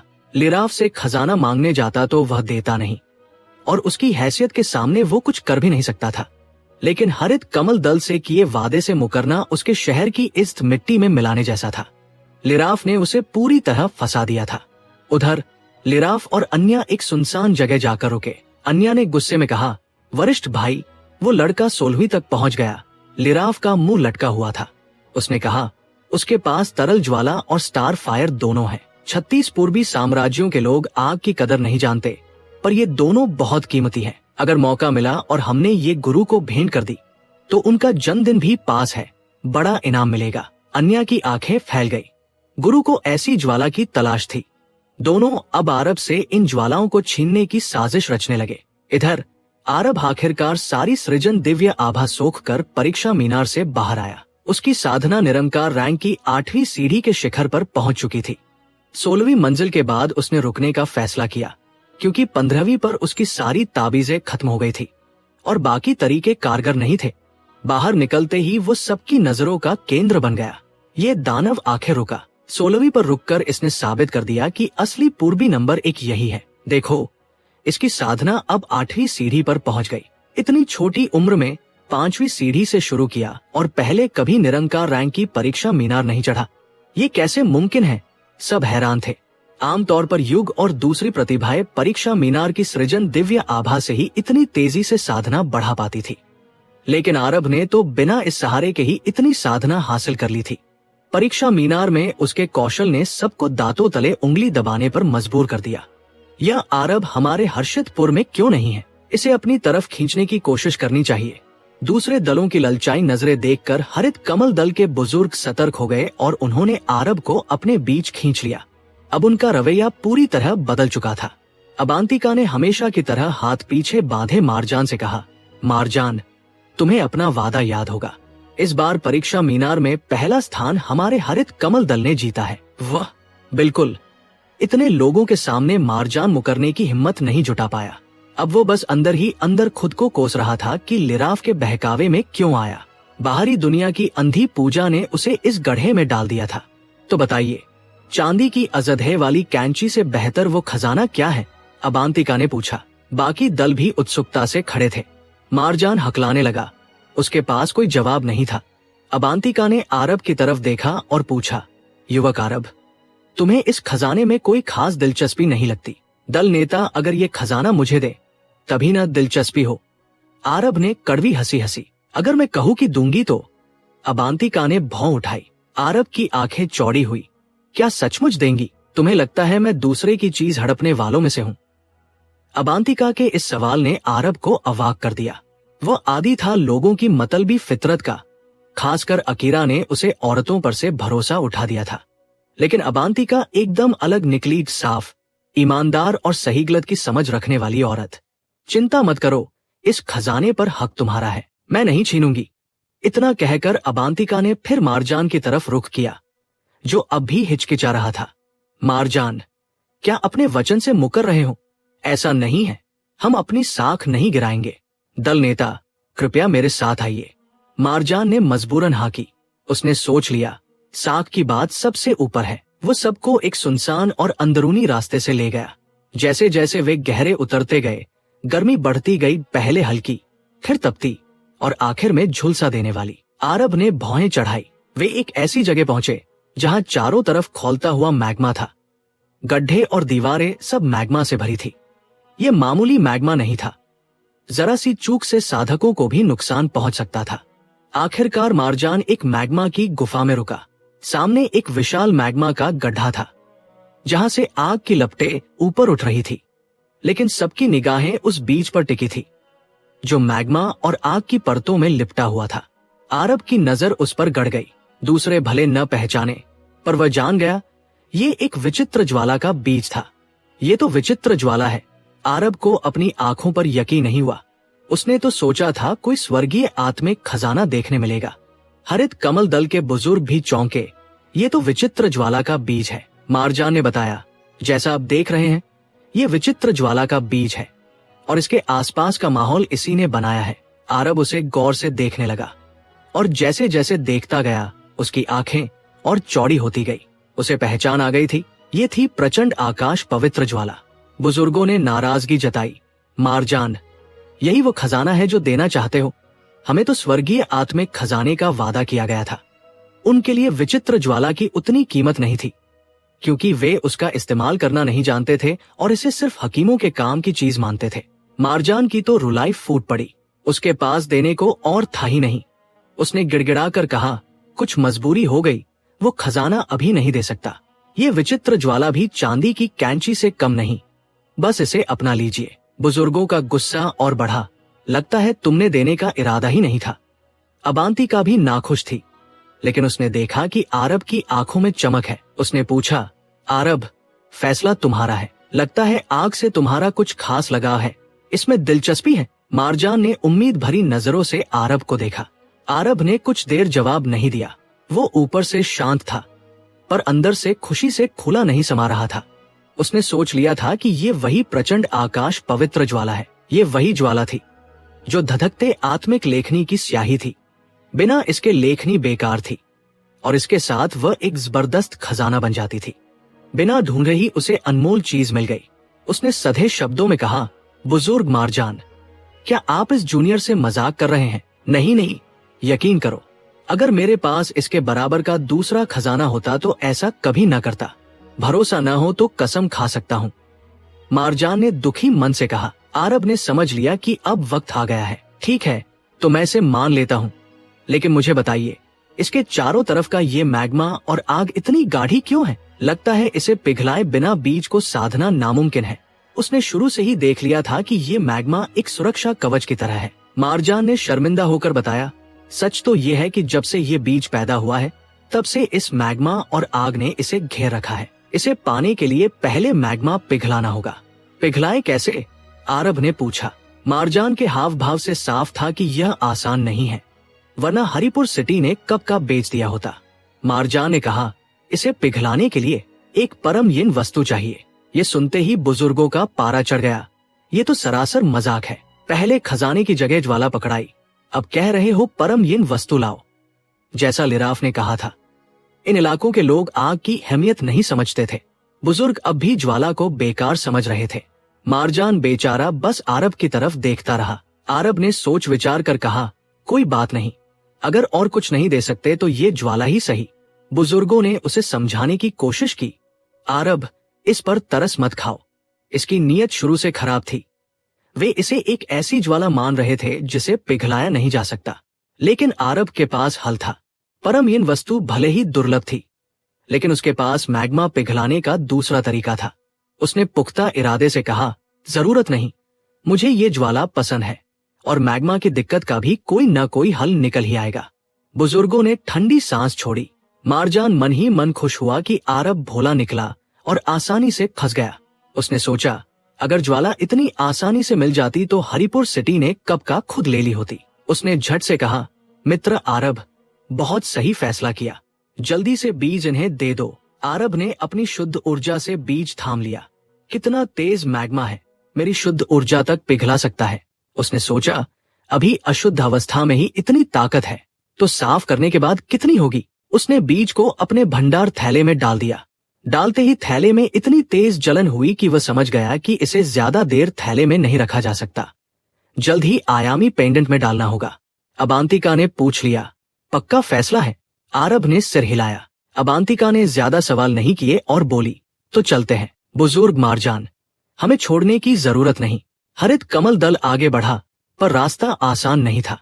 थोड़ी ही दूर पर हर्षितपुर और जलपुर सिटी के दलों ने उनका रास्ता रोक लिया। दोनों के चेहरों पर लालच साफ था। हर्षितपुर के एक ऊंचे सदस्य ने कहा, दल नेता अबांतिका, इतनी जल्दी क्या है? हमें अभिवादन तक नहीं किया। अबांतिका ने बिना घबराए जवाब दिया, अब तो मुझे तुम्हें अभिवादन करने की जरूरत पड़ गई। ये रिवाज कब से शुरू हुआ? जलपुर सिटी के अधिकारी ने हंसते हुए कहा, अभिवादन की बात छोड़िए, हम जानना चाहते हैं कि आपको क्या खजाना मिला। उसके लहजे में धमकी थी। आरब ने देखा कि अबांतिका पूरी तरह शांत थी। उसके चेहरे पर जरा भी घबराहट नहीं थी। उसने कहा, तो क्या ये बताना मेरा फर्ज है? हम बस उत्सुक हैं। अगर हमारी उत्सुकता शांत नहीं की तो हम कोई कड़ा कदम भी उठा सकते हैं। हर्षितपुर के अधिकारी ने भारी आवाज में कहा। अबांतिका ने तिरस्कार से कहा, क्या मजाक है? दिखाने से मना करने पर तुम हम पर हमला करोगे?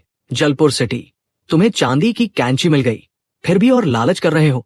सोचते हो दोनों मिलकर हरित कमल दल से निपट लोगे? करना चाहते हो तो करके देख लो। उसके शब्दों में जबरदस्त आत्मविश्वास था। वह जानती थी कि जब तक खजाना सामने नहीं आता, ये दोनों सिर्फ धमकी ही दे सकते हैं। बाहर निकालने पर मामला बिगड़ता, और वैसे भी बाहर निकालती तो क्या बताती कि वह तो बस एक विचित्र ज्वाला है। उसके इस रवैये से दोनों दलों का घमंड ठंडा पड़ गया। जलपुर सिटी तो सबसे पहले झुक गया और उसने रास्ता छोड़ दिया। उन्होंने सोच लिया कि उनके पास पहले से एक खजाना है। हरित कमल दल से लड़कर फायदा नहीं। हर्षितपुर के लोग दांत पीसते रह गए, क्योंकि तीनों बड़े दलों में से अकेले उनके हाथ कुछ नहीं लगा था। 20 दिन बीत गए। अबांतिका के नेतृत्व में हरित कमल दल लगातार चलता रहा और आखिर एक जगह पहुंचा जिसका नाम था हाओहाई साम्राज्य। यहाँ हाओहाई मुख्य नगरी भी थी, लेकिन उसकी कोई खास हैसियत नहीं थी, क्योंकि हरित कमल दल का मुख्यालय भी इसी साम्राज्य में था और वो बहुत बड़ी ताकत था। हाओहाई मुख्य नगरी तो ब्लैक ड्रैगन दल के आयोजन में बुलाई भी नहीं गई थी। यात्रा के दौरान आरब और दल की शिष्याओं ने हाओहाई मुख्य नगरी के बारे में बहुत कुछ जाना। ये एक सीमावर्ती ताकत थी, लेकिन उत्तरी पहाड़ी साम्राज्य से अलग ये पश्चिमी 42 क्षेत्रों से सटी हुई थी। हरित कमल दल भी पश्चिमी 42 क्षेत्रों की सीमा पर मौजूद सबसे ताकतवर दलों में से एक था। शिष्याओं ने बताया कि पश्चिमी 42 क्षेत्रों की कुल ताकत पूर्वी 36 साम्राज्यों से एक स्तर ऊपर थी। उन्हें ठीक ठीक अंतर तो नहीं पता था, पर उन्होंने सीमावर्ती इलाकों के साधकों को देखा था, और वे सीमावर्ती ताकतें पश्चिमी क्षेत्रों की सबसे कमजोर कड़ी थी। फिर भी हरित कमल दल की तुलना में वे बमुश्किल थोड़ी ही कमजोर थी। ये सुनकर आरब को पूर्वी 36 और पश्चिमी 42 क्षेत्रों की असली ताकत का कुछ अंदाजा हो गया।